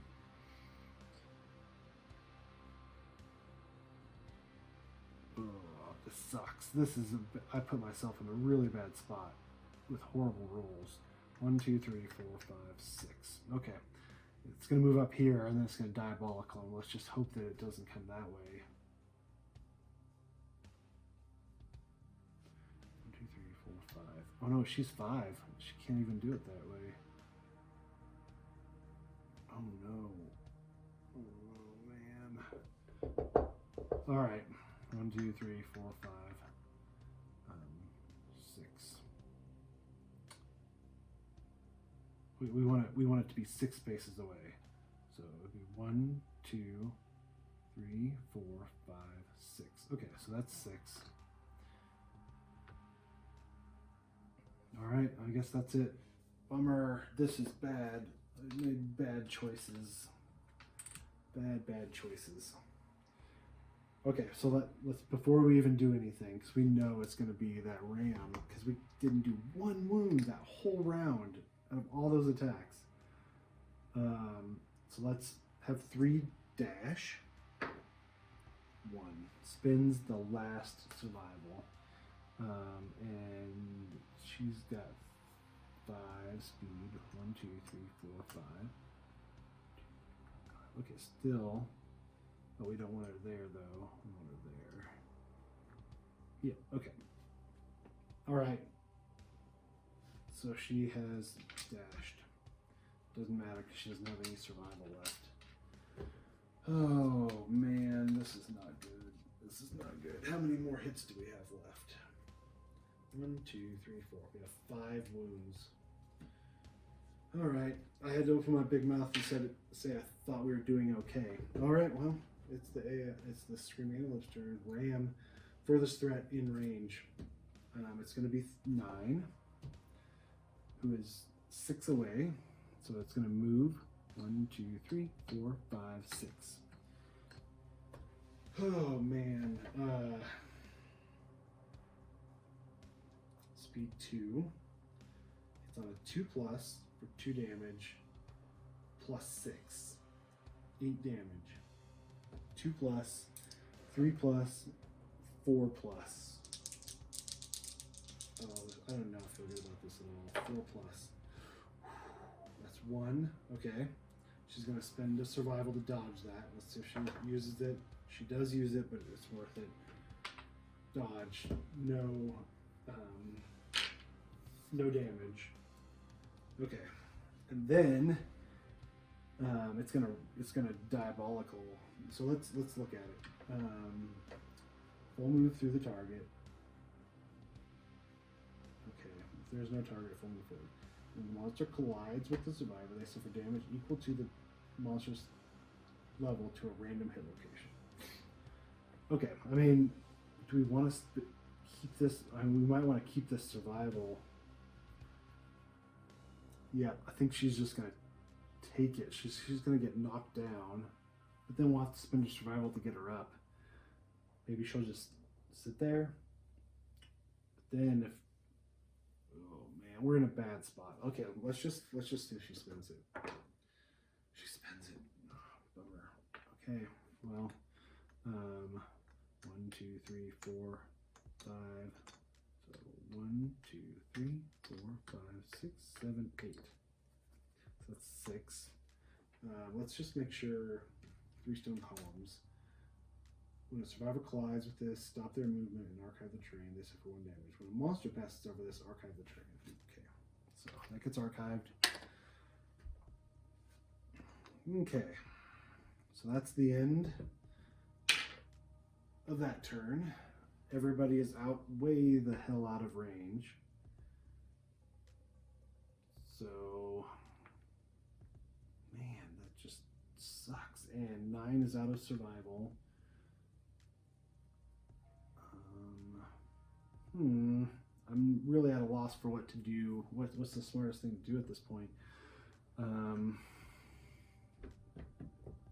Well, okay, so let's go 1, 2, 3, 4, 5, 6. Actually, 1, 2, 3, 4, 5, 6. Let's go back here. Let's have her rawhide headband. So 2 AI cards. Stomp and snort. Okay. Random survivor in range. Okay. So 1 brain damage per monster level and is knocked down. We cannot have 9 suffer that because it would be a severe injury. Severe brain injury. Okay. And then bite. Closest survivor in field of view.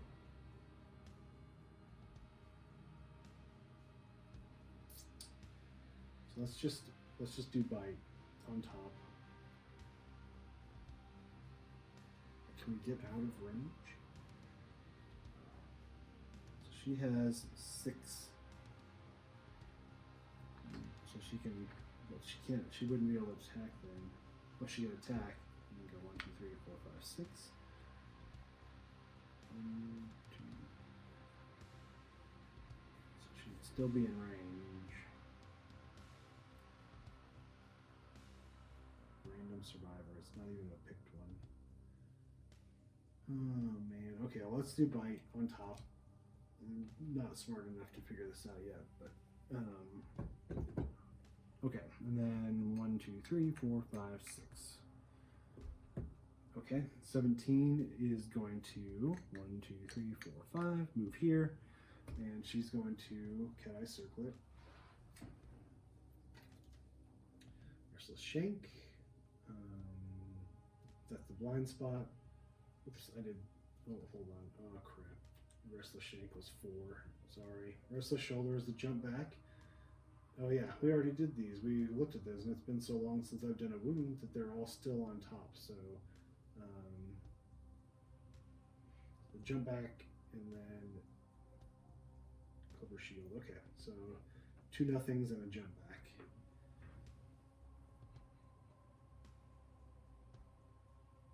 Okay, and then 3 is going to move up 1, 2, 3, 4, 5.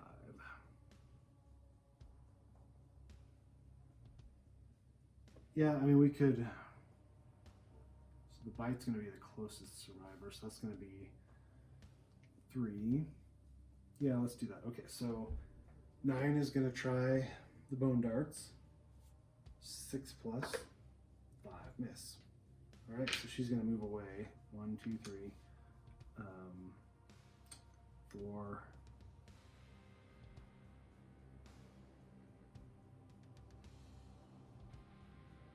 Let's do 4, 5, 6. Okay, then it's going to move up to here. Then it's going to trample this way. Okay, well, that was a really healthy round, guys. Good job. Yep, that's all we can do. All right, Screaming Antelope's turn. Bite, closest survivor in field of view. It's gonna turn, shoot, and it's going to come up here. Speed 2. It's on a 2 plus, 3 plus, 4 plus, 5 plus. Oh man, two hits. So that's hit locations, both to the waist. So we're gonna not dodge because we don't have any survival. Wow, I thought that one through. So that's, oh no, that's 6 damage to the waist because it's +1 damage. Oh, and a bleed token. So let's do the bleed token. 6 damage to the waist.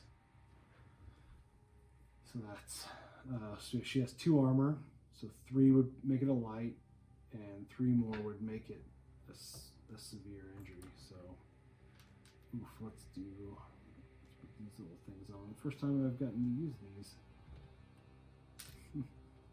I'm not liking that. Okay. Alright, so light's over. Flip the sphere injury table.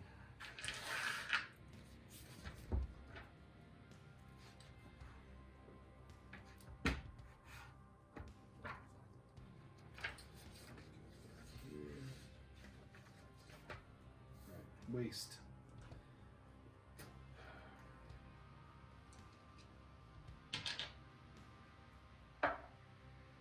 8. Slashed back. Making sudden movement is excruciatingly painful. You cannot surge until the showdown ends. Gave 1 bleed token. Okay, well, we don't have surge, so she now has 2 bleed tokens.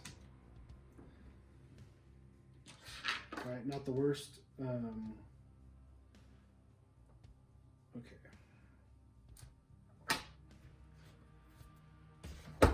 I'm feeling less enthusiastic about this encounter every single time.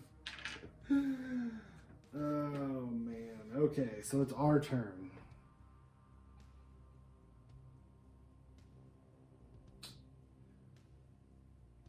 So we want to try to get rid of that.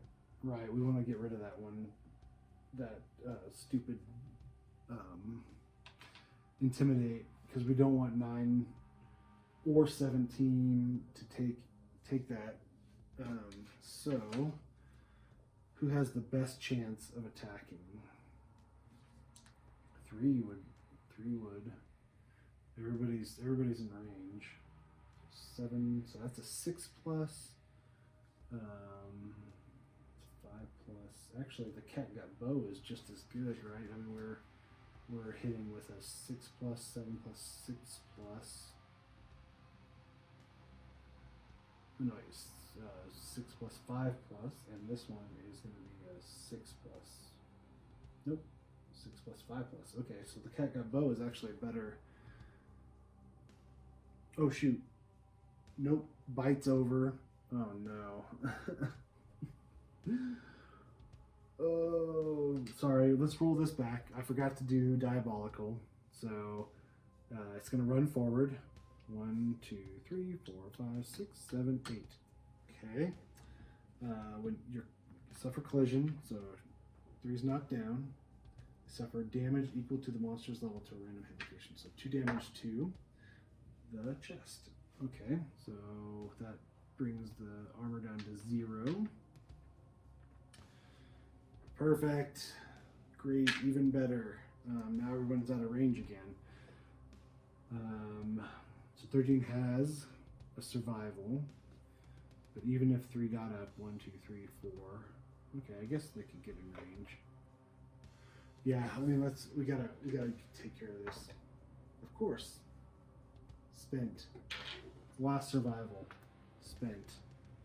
To just encourage someone. Let's do it. Whatever. 1, 2, 3, 4. So let's go back here. So the next 2 are nothing. The other one was a jump back. So let's go 5. Let's get that blind spot. So we can get +1 accuracy. We really need to do wounds. Or +1, yeah, +1 accuracy. Okay, so 6 plus, 5 plus, 4 plus because we're in the blind spot. Oh, 1 hit. Man, these dice are not with me today. Okay. Free throw. We have 3 strength plus 4 strength on the counterweighted axe. That's 7. 8, 9, 10. So 3, 2. Oh. All right.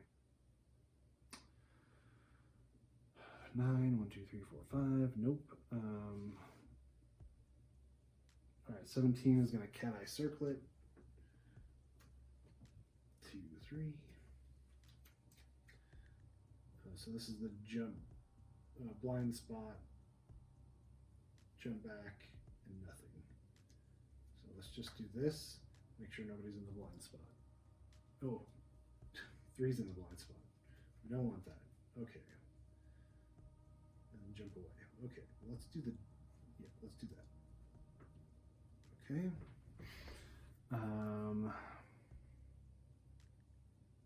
Okay, so 17 cat eye circleted. And 1, 2, 3, 4, 5.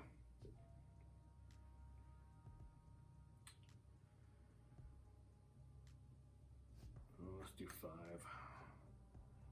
And then let's see.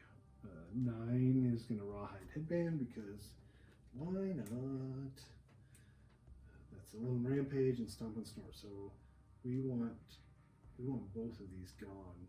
We definitely do not want that to trigger next because we have, let's see, 1, 2, 3, 4. Yeah, we have all these people. 3 of our people will be in range, so we want to. Man, both of these are bad. This is 1 brain damage to a random survivor in range. It would be 2 brain damage. Let's try to get rid of Lone Rampage. I think Lone Rampage is worse. So let's get rid of Lone Rampage, hopefully. Man, but if we miss, I mean, 13's going to come up and try to attack. She hits on a 7 plus, speed 2. That's going to be 6 plus.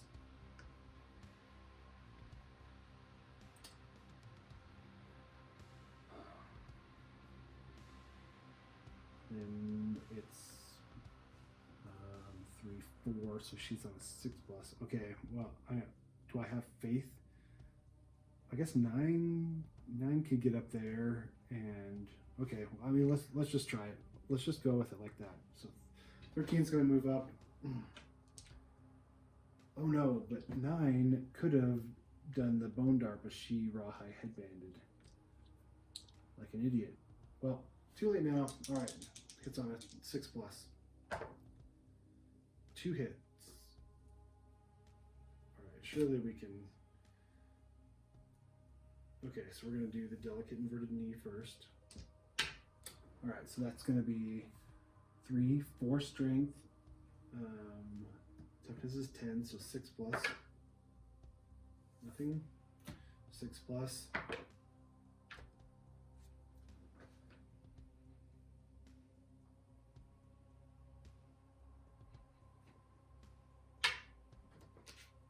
We're royally screwed right now. Do you guys realize that I completely screwed ourselves, and I should have known better. I should have known better. Okay. Can't hit. That's all of our turns. Miss, miss, Cat Eye Circleted, and Rawhide Headbanded, which she could have moved up and chucked a dart, and it would have gotten into that Lone Rampage. But we didn't, so Lone Rampage. The monster unleashes an awful wail to signal its terrifying rampage. All non-death survivors suffer 1 brain damage. Okay, so 17 gets a light.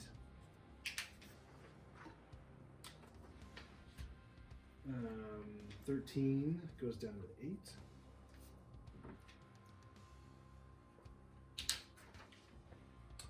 8.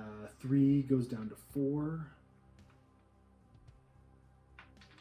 And 9 gets a severe injury, which we get +2 on. So I guess that's something. That is used a reroll already.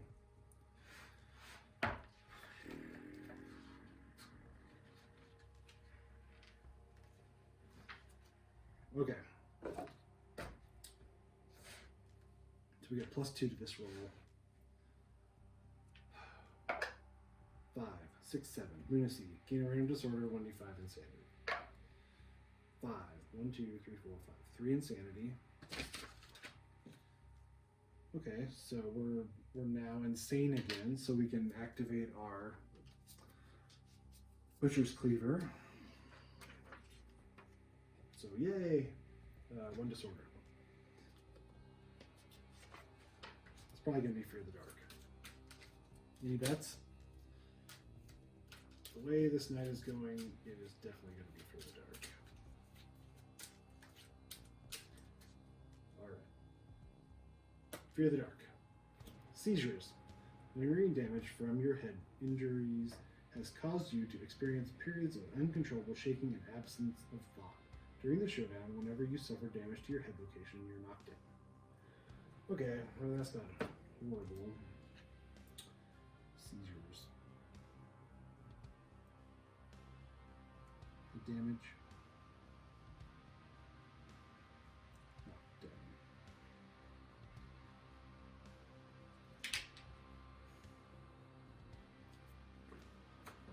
Okay. Well, there's that. Alright, that's just the top of this card, guys. Now the bad part. All knockdown survivors within the zone of death suffer 1 damage per monster level to every hit location. So 9 suffered a severe injury. I don't know. I don't think you're knocked down unless the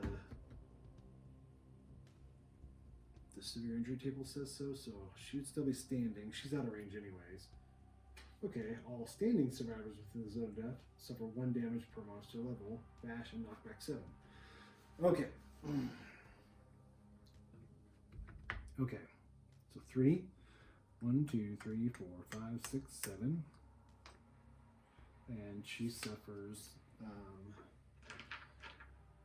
1 damage, or 2 damage to the chest, which gives her a severe injury, or a heavy injury. So she would be knocked down anyways. Okay. So she'd be knocked down, but she already is. Okay, 13. 1, 2, 3, 4, 5, 6, 7. Hey, how's it going? Oh, pretty bad. How about you? She suffers 2 damage to the arm. Okay, so that gives her a light injury.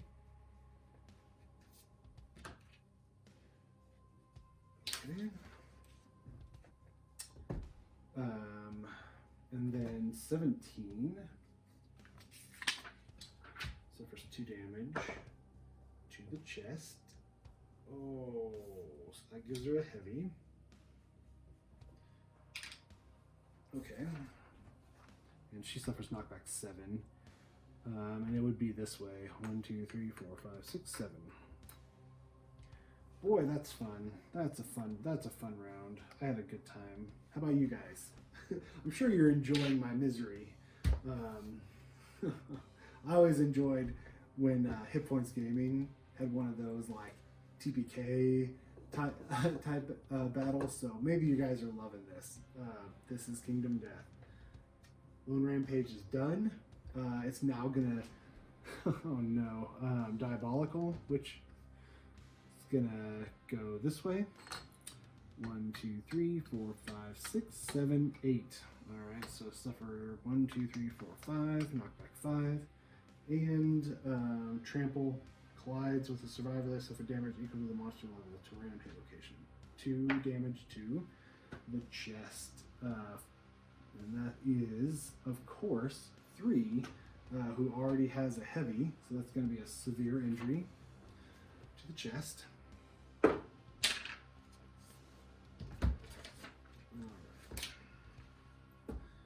This is a bad time, maybe I shouldn't have faced the level 2 screaming antelope.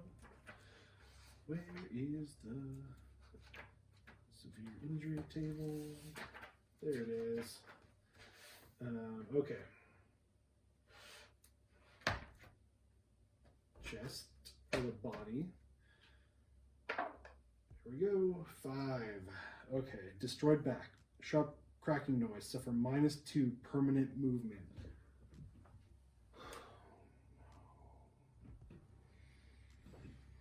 Oh no. 3.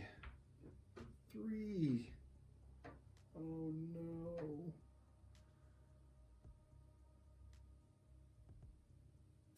Reroll was used. Oh no. So that's 3 movement now. You can no longer activate any gear that has 2+ strength. It's counterweighted axe is out. The Butcher's Cleaver is out. The Bone Axe, I think, has 3. It's out. This injury is permanent and can be recorded once. Gain 1 bleeding token. Oh no, and she's at 3 bleeding tokens.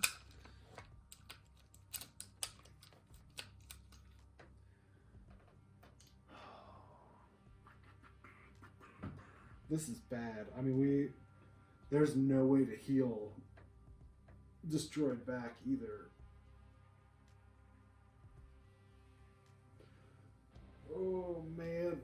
And we're gonna send her, like, we want to get that mastery with the axe. Oh no. I think I missed. I missed hitting altogether. I think I missed hitting altogether, so that's just 2 wounds. So maybe I didn't miss that. Oh, she was so good. And now, destroyed back. Destroyed back. Oh man, well, forget that axe mastery for a while. Yep. Because I can't send her out and do anything. Like, she can't go out with an axe, period. Yep, I mean, she can't go out with an axe. And she's gonna age up again, and she's probably gonna get better stats, and that's it. Bummer. Oh, bummer. This is a bad time, guys. This is bad, and I haven't done a hit in a long time. I haven't done any damage to the Screaming Antelope. It's just running us over. Okay. All right, let's see.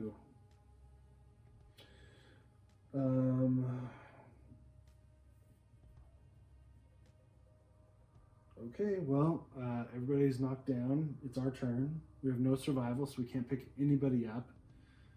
And they all got knocked down on the Screaming Antelope's turn, so they won't stand up until the next turn.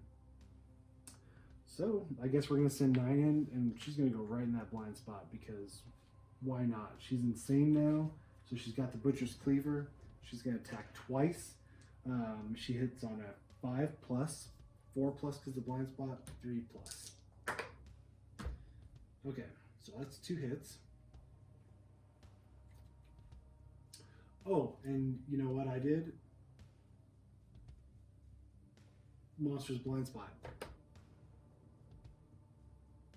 Monster's blind spot. What's it going to be? Those are the 3+. They're brutally back kicked and suffer 3 damage to a random hit location and knockback 5. Perfect. That's great. That's great, guys. That's great. And we're definitely going to wound it because we're at +5, 6 strength. So that's going to be a 4+. Well, let's just do the rest this way. 4 plus 6. That's 1 hit. Or 1 wound. At least we did a wound. Shuffle this AI deck again. Let's hope that rampage is on top. Okay. That's that one. Alright. So it's a 4+, right? 5, 6 strength. 4+. Let's roll low.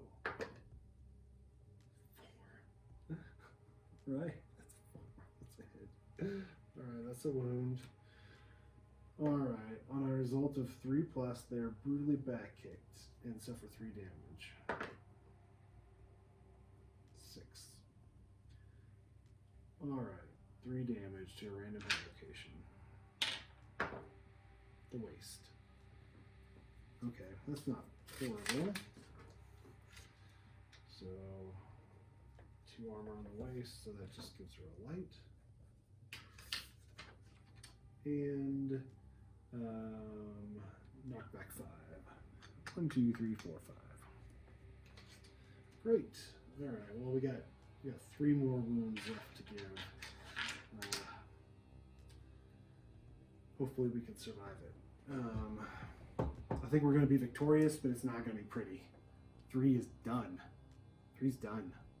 That's it. Like 3's not going to go out anymore. I mean, that's basically death. Baby maker.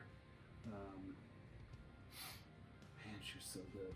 Oh, I'm really struggling with that. Okay, well, Screaming Antelope's turn. We can't rawhide headband, or can I circle it because we can't do activations because we're laying on the ground. So that's it. Ram, furthest threat in range. 1, 2, 3, 4, 5. It's gonna be 9. So 1, 2, 3, 4, 5 movement. So speed 2. It's gonna be 5, 6, 7 damage. Speed 2 hits on a 2+, 3+, 4+. 2 hits, of course. Oh no! 7 damage to 2 hit locations.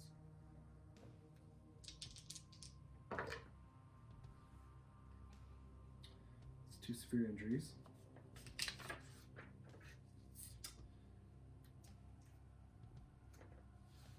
Oh, and then she's gonna get freaking. Oh well, I mean, so 17 is out there. Okay, well. Random survivor, so not a threat. Okay, well.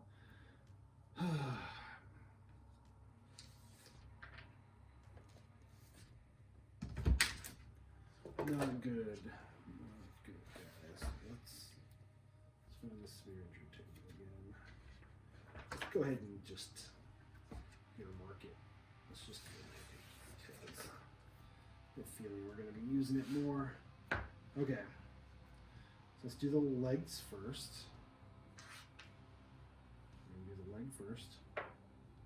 10. Lost balance. The blow sends you sprawling and you are knocked down. Okay, knocked down. She's already going to be knocked down. Okay, so let's do this. The waist and the legs. Okay, all right. Knocked down. The waist.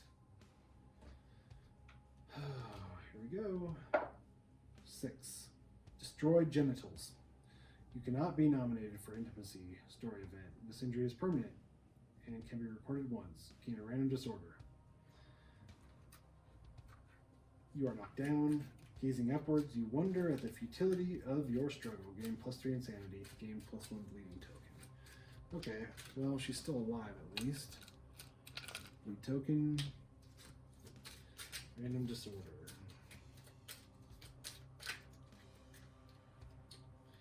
Rageaholic. Let's see what Rageaholic is. Your rage boils out of control, causing you to see red at the slightest provocation. Whenever you suffer a severe injury, also suffer the frenzied brain trauma. Okay. Well, I mean, I guess that's not horrible because let's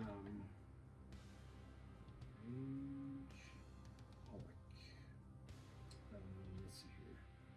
Severe injury.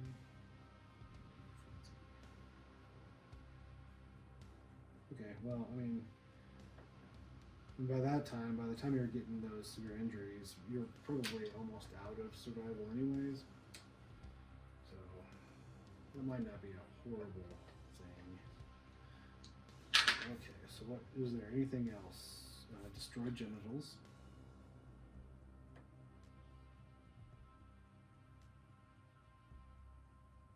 So, no baby maker for 9. Plus 3 insanity. So that's 6 insanity now.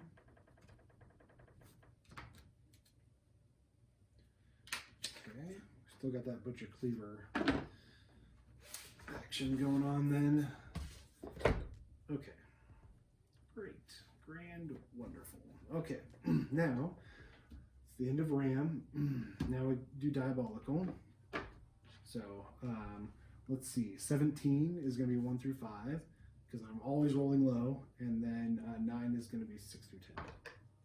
4. Okay, good. Turn 1, 2, 3, 4, 5, 6, 7, 8. All right, something went my way for once. Okay, so that is the Screaming Antelope's turn. Our turn. So these 3 stand up. All right.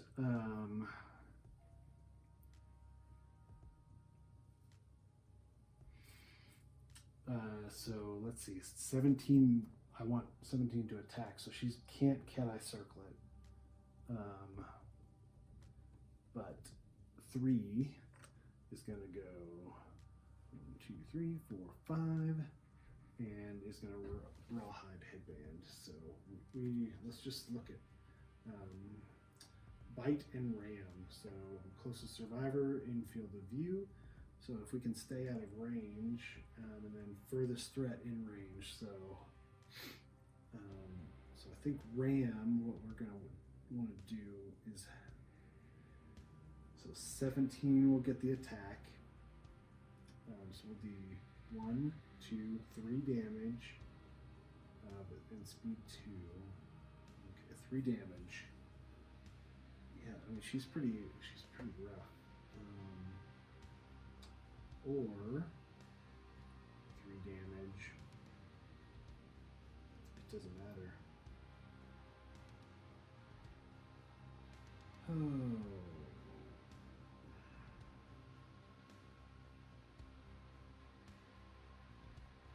Let's just do ram, because it has the potential of being worse. Maybe we can get rid of it. Ram's on top. Okay, so we're going to attack that bow. Speed 2, it's on a 6 plus, 5 plus. 2 perfect hits. Reflex. Turn the monster to face away from the attacker and full move forward in a straight line. Okay. So let's do the Restless Muzzle first. So 3, 4 strength. So 6 plus. 8. There's a wound. Alright, that ram is gone. Whew. Okay. 6 plus. 1. Okay. Turn the monster to face away from the attacker in full move. Okay, that's actually good. 1, 2, 3, 4, 5, 6, 7, 8. Well, goodish, I guess. All right, so that's that. Okay. So now, 3 moved. 13 hasn't gone yet. 1, 2, 3, 4. She can get up there. Perfect. Okay. 1, 2, 3, 4. Let's go. 13 is going to attack with that King Spear. It's on a 6 plus, 7 plus, 6 plus, 6 plus. 1 hit. All right.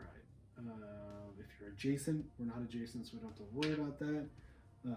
3, 4 strength, so 6 plus, 7. Ooh, did you see that 1 go 1, and it went to 7. So that is a wound. That goes away. Now we're getting close to that trap too. I'm sure it's going to turn up because that's my luck. But we're 1 wound away from killing this screaming antelope, and there's nothing we can do at this point. Okay, so that's the end of our turns. Right? Everybody's gone. They moved. They're knocked down. She moved and attacked. She attacked. Okay. Screaming Antelope's turn. Oh no! Oh no! This is bad. Remember how we were like, oh, it's just knocked down, so it's not going to do anything. There's a knockdown survivor. Basic action. Closest knockdown survivor in range. Speed 2. It's on a 2 plus. Speed 3. And it's 9. 1, 2 evasion. So 4 plus. 3 freaking hits for 2 damage each. Oh, I think 9's gonna eat it. Oh no. Okay, so let's grab 9. Okay. Hit damage, knocked down, so she can't be knocked down again, so she'll still stand up on her next turn. After the Screaming Antelope's turn. She has Rageaholic, so she's going to get, so it's 2 damage. So, okay, 2 damage to the head. Gets rid of that armor.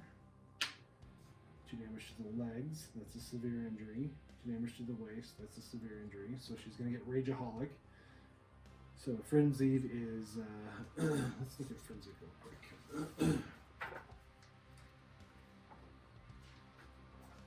Frenzied is 1d5 insanity. So let's just do this real quick. 1, 2, 3, 4, 5, 6, 7, 4 insanity. Goes to 10. And then +1 speed and +1 strength. Can't use fighting arts, weapon specializations. So +1 speed, +1 strength. Strength, +1 speed. If she survives this.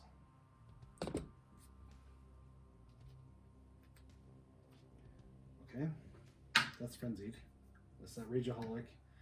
Okay, so now let's put that severe injury. Chart again.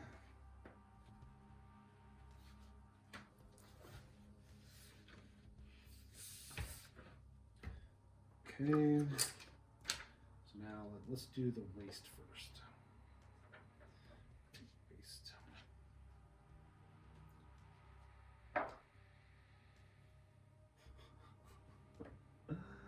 Has she used her lifetime? She has used her lifetime reroll. Oh, you guys ready? Final breath. With your last gasp, you utter final words of bravery. Adjacent survivors gain +1 survival. You are dead. There are no adjacent survivors. So she is dead. 9, she's dead.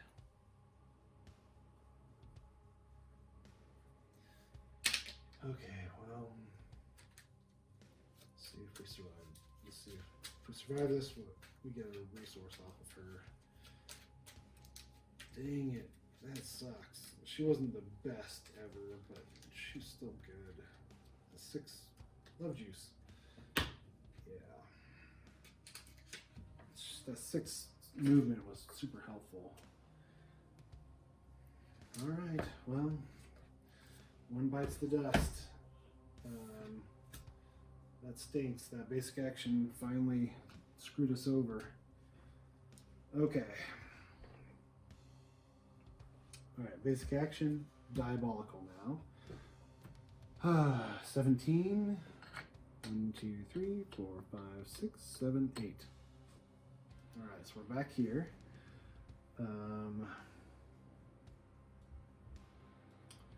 Alright, so rawhide headband's not going to help us.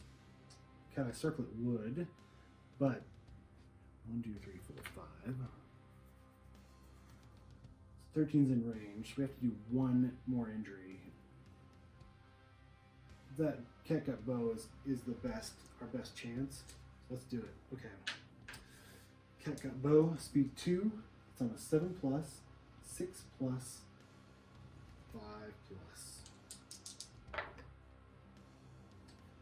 One miss, one hit. Wound. Turn the screaming antelope to face the attacker and full move forward in a straight line. Okay. So if we do not, if we wound, we're going to kill it, so it doesn't matter. Okay, we're just going to kill it right now. Strength is 4 total, so 6, 9. Oh. Why couldn't this have happened one round earlier? One round earlier. The screaming antelope is dead. And that's it. All right. Well, we've gained some stuff, not as much as I'd hoped. Large flat tooth, crab spider, which is a hide, fresh acanthus. We're going to turn into a dried acanthus. Oh, fiddlesticks. 3 had a dried acanthus, and we didn't use it. We forgot, and she suffered that severe waist injury. Oh yes. So that's used. That destroyed back. Oh my gosh, that is such good news. Let's look at it again. Oh my gosh, I'm so glad that I remembered that. Okay, so she did not get, it was body destroyed back. Sharp crackling noise, suffer -2 permanent movement. Okay, so she doesn't get that -2 movement. Oh, you can no longer activate any gear with +2 strength, so that's all gone. Injury is permanent. Recorded once, gain 1 bleeding token, so that bleeding token would have gone away. Silver lining. Silver lining. That's great. That's really good. Okay, so we don't have to worry about it. So 3 is still in the game. Got rid of that dried acanthus. So glad I remembered that. Okay, well let's pull up the screaming antelope now. Okay, if the settlement has pottery when they defeat a level 2 screaming antelope, we don't have pottery, so that we don't get that barber surgeon yet, but we get 6 basic, 7 screaming antelopes. So let's pull up basic resources and screaming antelope resources. So 6 basic. Alright, 1, 2, 3, 4, 5, 6. Alright, so we got the skull, monster bone, monster hide, monster hide, monster hide, and another love juice. Okay, that's good. And then 7 screaming antelope resources.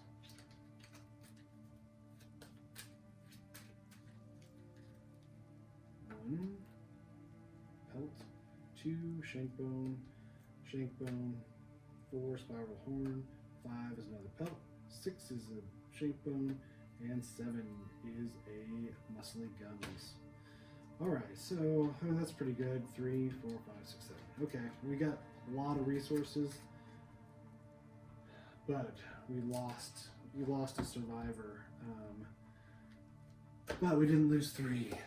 Thank goodness. Oh, that was devastating for 3. And I completely forgot about that dried acanthus. And I am definitely 100% going back on that because that would have been horrible. and it doesn't matter. Dradacanthus, I forgot that rule. I feel comfortable bringing it back. Yes. Okay. Well, it's late, so I'm probably going to do the settlement next time, but it'll just be a couple seconds for you guys. So I will set up the settlement phase, and I'll be right back. Thanks. All right, settlement phase. So we get 3 endeavors. I double checked because I wasn't sure who had the post-traumatic stress. It turned out 9 had the post-traumatic stress, so we don't have to worry about her not contributing because she's dead. All right, so 3 is gonna level up, so he gets another Hunt XP, and actually it's a level 2, so he gets 2 Hunt XPs. And let me double check that real quick.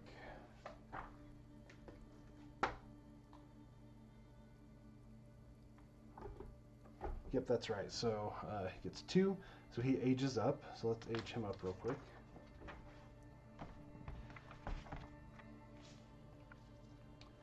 All right. So we're doing age 2 this time. It's not really in camera. Sorry about that. Not that you can see it anyways. It's 2d10. So that's a 5 and a 1, a 6. Gain 1 random fighting art. Bummer. Ugh. There's so many other good things here. Alright, well, random fighting art. Let's grab that. So glad that 3 had that Dradacanthus and I was able to take back that back injury. That was bad. So, fighting art. Ambidextrous. All melee weapons in your gear grid gain paired. Ambidextrous cannot be used if there are any shields, two-handed, or heavy gear in your gear grid. So, okay. Alright, well that's them. They get another axe proficiency as well. Perfect. Only 1, unfortunately. So that's good. Okay. So 3 is done. 4 is going to gain 2 XP and a specialization now, and I pulled that so we get the spear.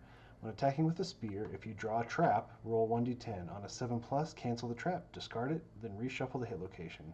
Discard into the hit location deck and draw a new card. Nice, that is awesome. That's really good. So we can maybe avoid a trap every once in a great while.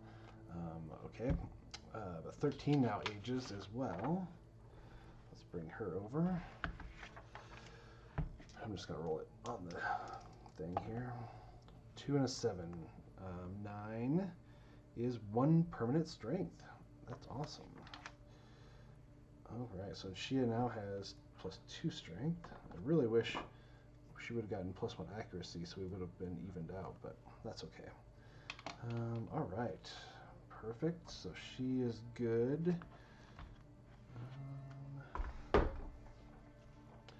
Alright, and 17 gets 2. So they age. Nothing else happens, so let's age them up real quick. That's their first age. So 2d10. 6 and 9. So that's a 15. 1 random fighting art, of course. Okay.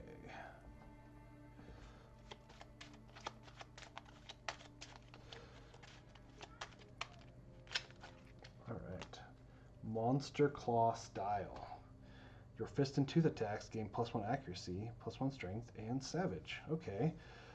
Well, I mean, we haven't done any proficiencies with them. We could start trying fist and tooth. I've never done fist and tooth before. I've always opted for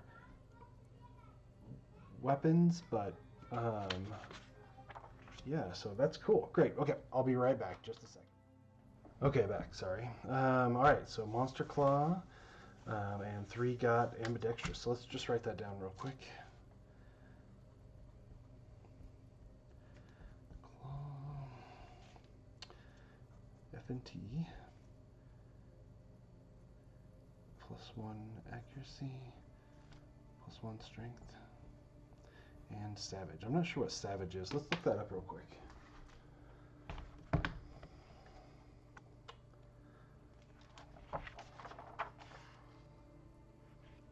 Savage. A gear special rule: after the first critical wound on an attack, savage weapons cause 1 additional wound. This rule does not trigger on impervious hit locations. Nice. So after the first critical wound in an attack. So nice. Alright, that's great. So I'm going to mark that down too. Savage.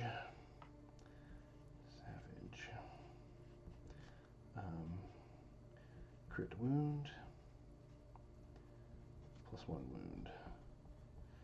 Great, that's good. That's good stuff. Yeah, I'm definitely going to try out Fist and Tooth with her. And then ambidextrous for 3. Ambidextrous. Okay, and all weapons gain paired. Melee. Gain paired. Okay, I'll be right back one more time, sorry. Okay, one more time. So ambidextrous is good. Okay, all the survivors are done. We gain endeavors, we gained 3. Update the timeline. So we're gonna get a Phoenix Feather is what we're gonna get, but we have to draw from that settlement deck first.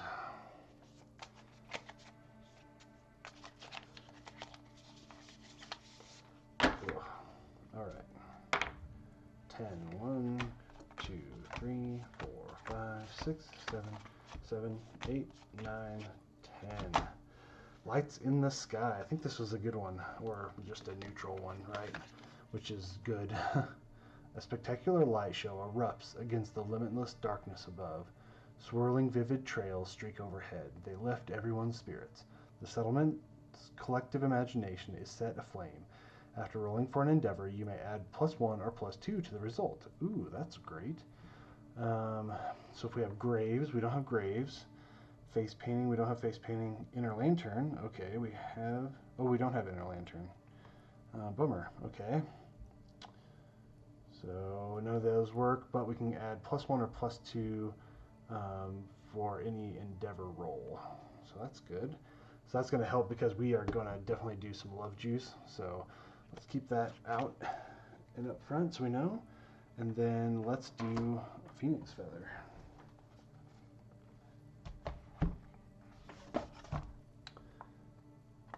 Maybe it's actually called Phoenix Feather.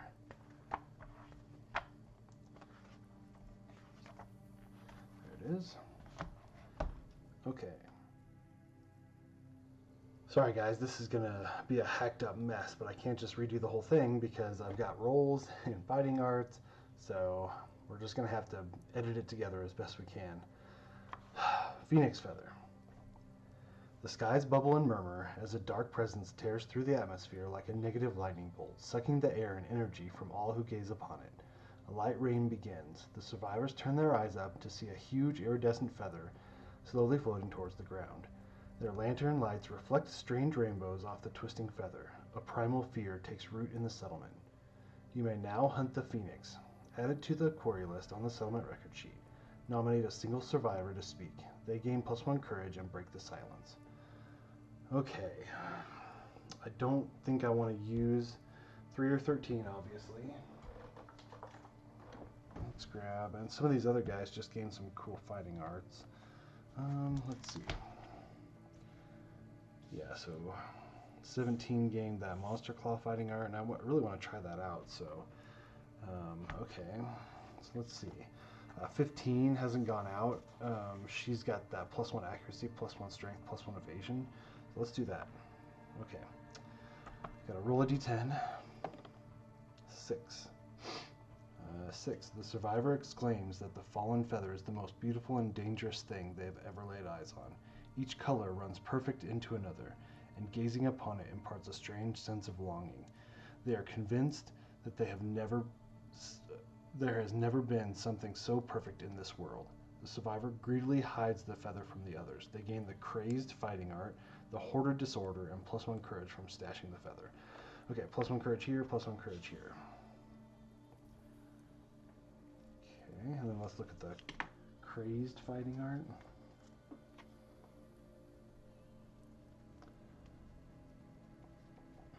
Crazed. Okay, on a perfect hit, gain +1 insanity. Crazed.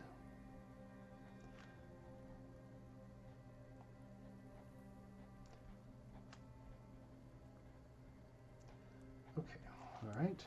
And then the hoarder disorder. Hoarder disorder. There it is. Okay.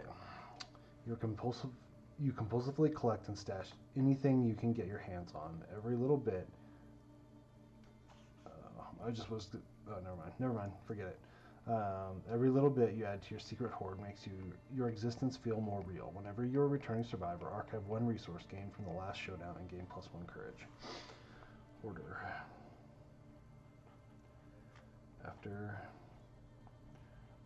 showdown, +1 courage, -1 resource. Okay. Perfect. Great, grand, wonderful. Okay, so that's Phoenix. So now we can. Oh, and returning survivors gain +2 insanity. So that's going to be 7, 8, 9. 2 insanity and 10 insanity. Okay. Alright, so update the timeline. We've done that. Update the death count. So we need to update this death count.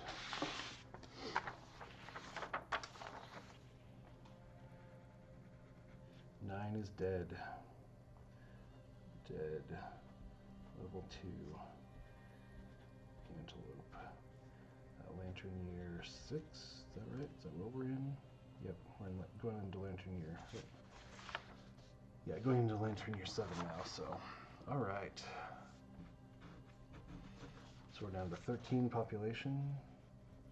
So, I mean, that's fine. I'm going to try to make some babies because I want to get it up a little bit higher. Like, I feel comfortable around the, like, 17 to 20 stage.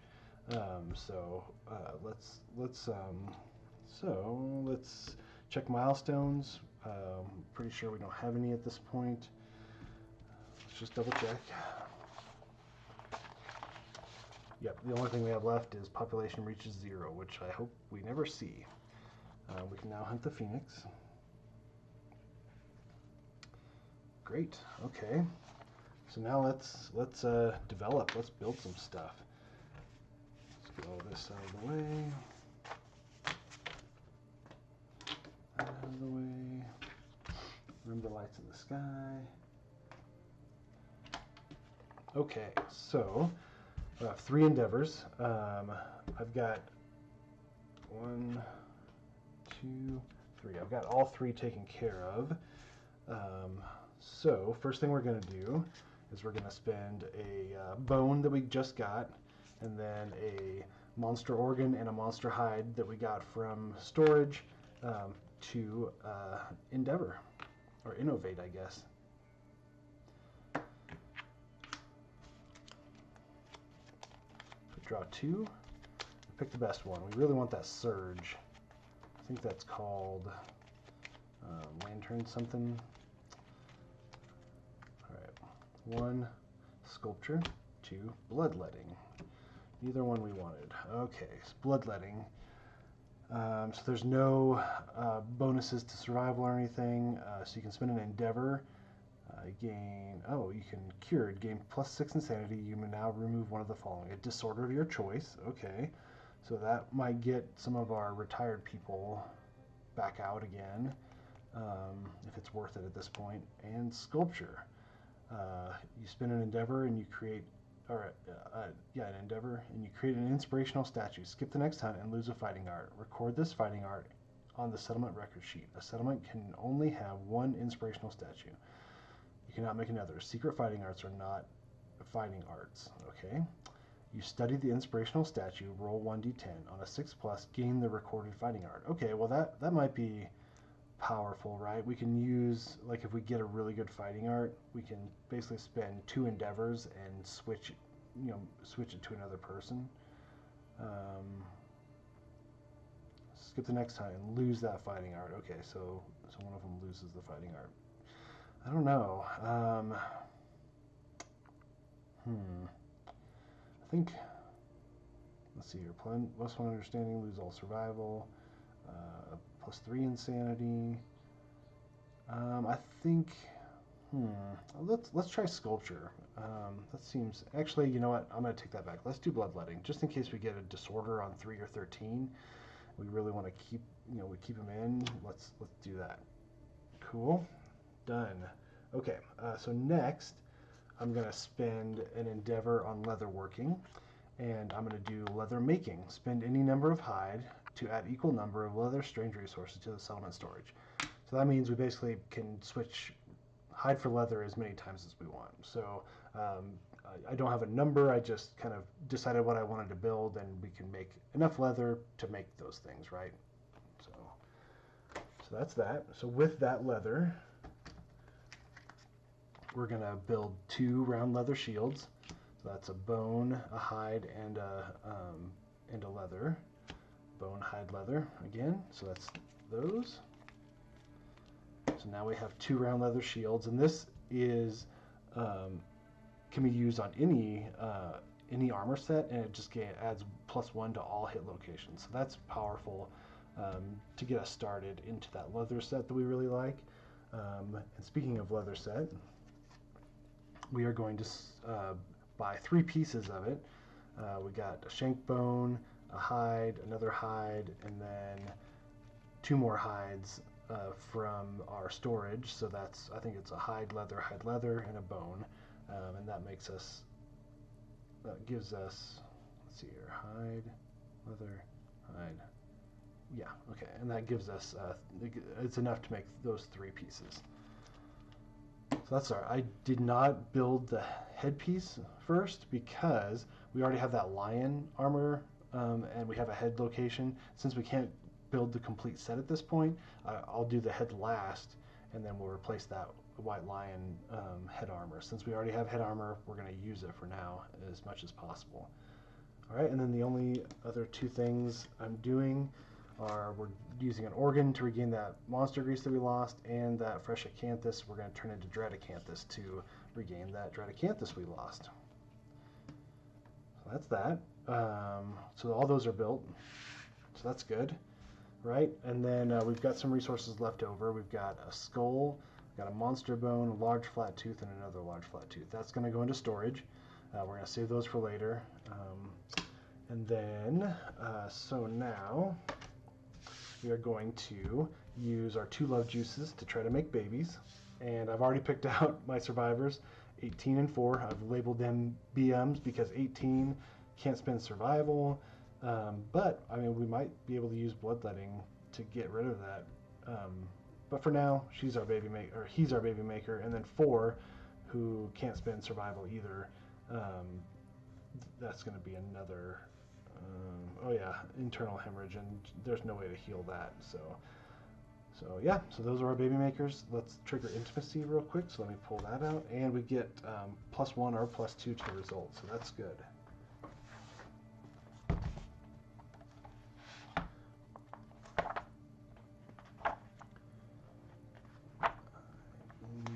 Intimacy. Okay.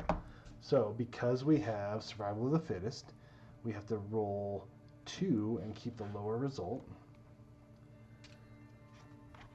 So let's use 1 love juice to trigger intimacy. A 7 and a 10. Ooh, that's good. And we can add 1 or 2. So a 10. Okay, 7. So we can go up to a 9. Or an 8. Okay, so we don't have bed, so So we want to go to 9. The settlement celebrates twice fortune event. A pair of healthy newborn survivors enter the population. Settlement gains +2 population. Wow, that is very, very rare with survival of the fittest. Very, very rare. But we did it. So we're going to do at 20, who's a male. And we get, let's see here, +1, +1 strength, +1 evasion. +1 strength, +1 evasion. And then 21 is a female, +1 strength, +1 evasion. And I'm going to mark that down, twin. And they were born in Lantern Year. I guess it's 7 now at this point, technically. Okay. Perfect. That's a good start. So now let's use another love juice, and let's trigger intimacy one more time. Oh, okay. So we can roll at a 1 or a 2. So if we add 2, that's a 3. The female survivor perishes with her child during birth. The settlement is cast in gloom. Okay, so we've got lifetime reroll, and we had a 5. Is that right? Last time I believe I didn't change that when I moved it. So let's see. So this one 4. She's got that hemorrhage, so there's no way she's gonna come back. I don't think. So we're gonna use her lifetime reroll. That's off. Oh no. Well, I mean, we could use this one's lifetime reroll, so the female would perish with the child. Yeah, I mean, I think so. 1, and we're going to go up to 3. The male survivor gains another disorder. Yeah, okay, well, I mean, that's how the cookie crumbles, I guess. But we get a random resource.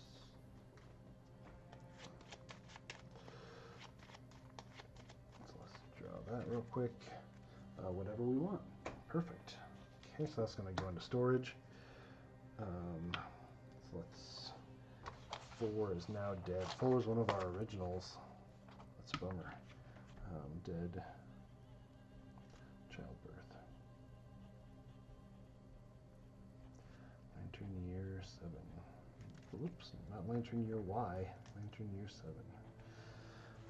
Ah, bummer. Okay, so gain 2, lost 1, and technically 2 because the baby. I don't think you get a resource off the baby though. That's kind of disturbing. So 4 is now dead. All right, so 18 gets a random disorder.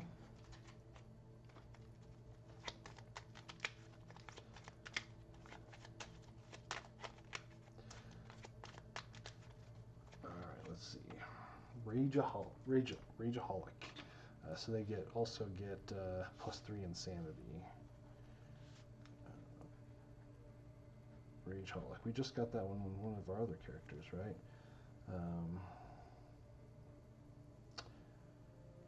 Severe injury.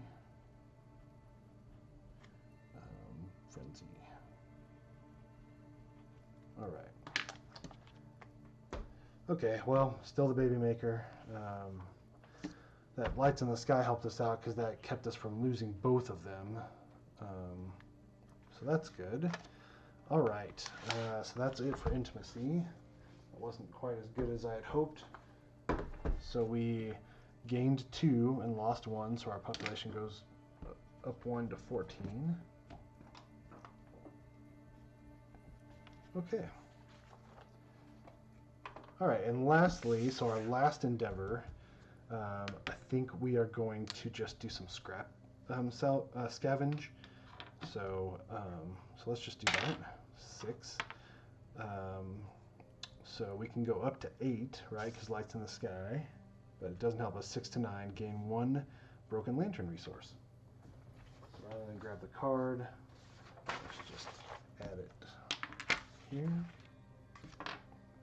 So now we go from 5 to 6. We're going to use these later for that scrap smelting, right? Once we get that blacksmith, we will definitely be using that to turn all this scrap into iron, and then that'll help us build that lantern armor. So the more we get, the better. And there wasn't really a good way of using that anyways at this point, so feel good about it. All right, well, that's it for this settlement phase. I think so. Next year, we'll probably go up against a level 2 Screaming Antelope again and gain them resources. We still do. I think once we get that leather armor set completed, we'll come back and we'll fight a level 2 White Lion, and hopefully gain enough resources to build that leather arm or that White Lion armor set. Again, that's in-game stuff that I want to build towards, so that's going to be helpful. Then we'll have 2 rawhide armor sets, a leather armor set, and a White Lion armor set, which will be pretty nice. And then next, I think we'll build towards another leather armor set, so we'll go back to the Screaming Antelope. But you know what? Actually, I'll take that back. I wonder if we should go up against the Phoenix. I've never fought the Phoenix before. I'll think about that, and we'll leave a little mystery for next episode. Thank you guys again for watching. Leave a like and subscribe if you enjoy this. Thanks again.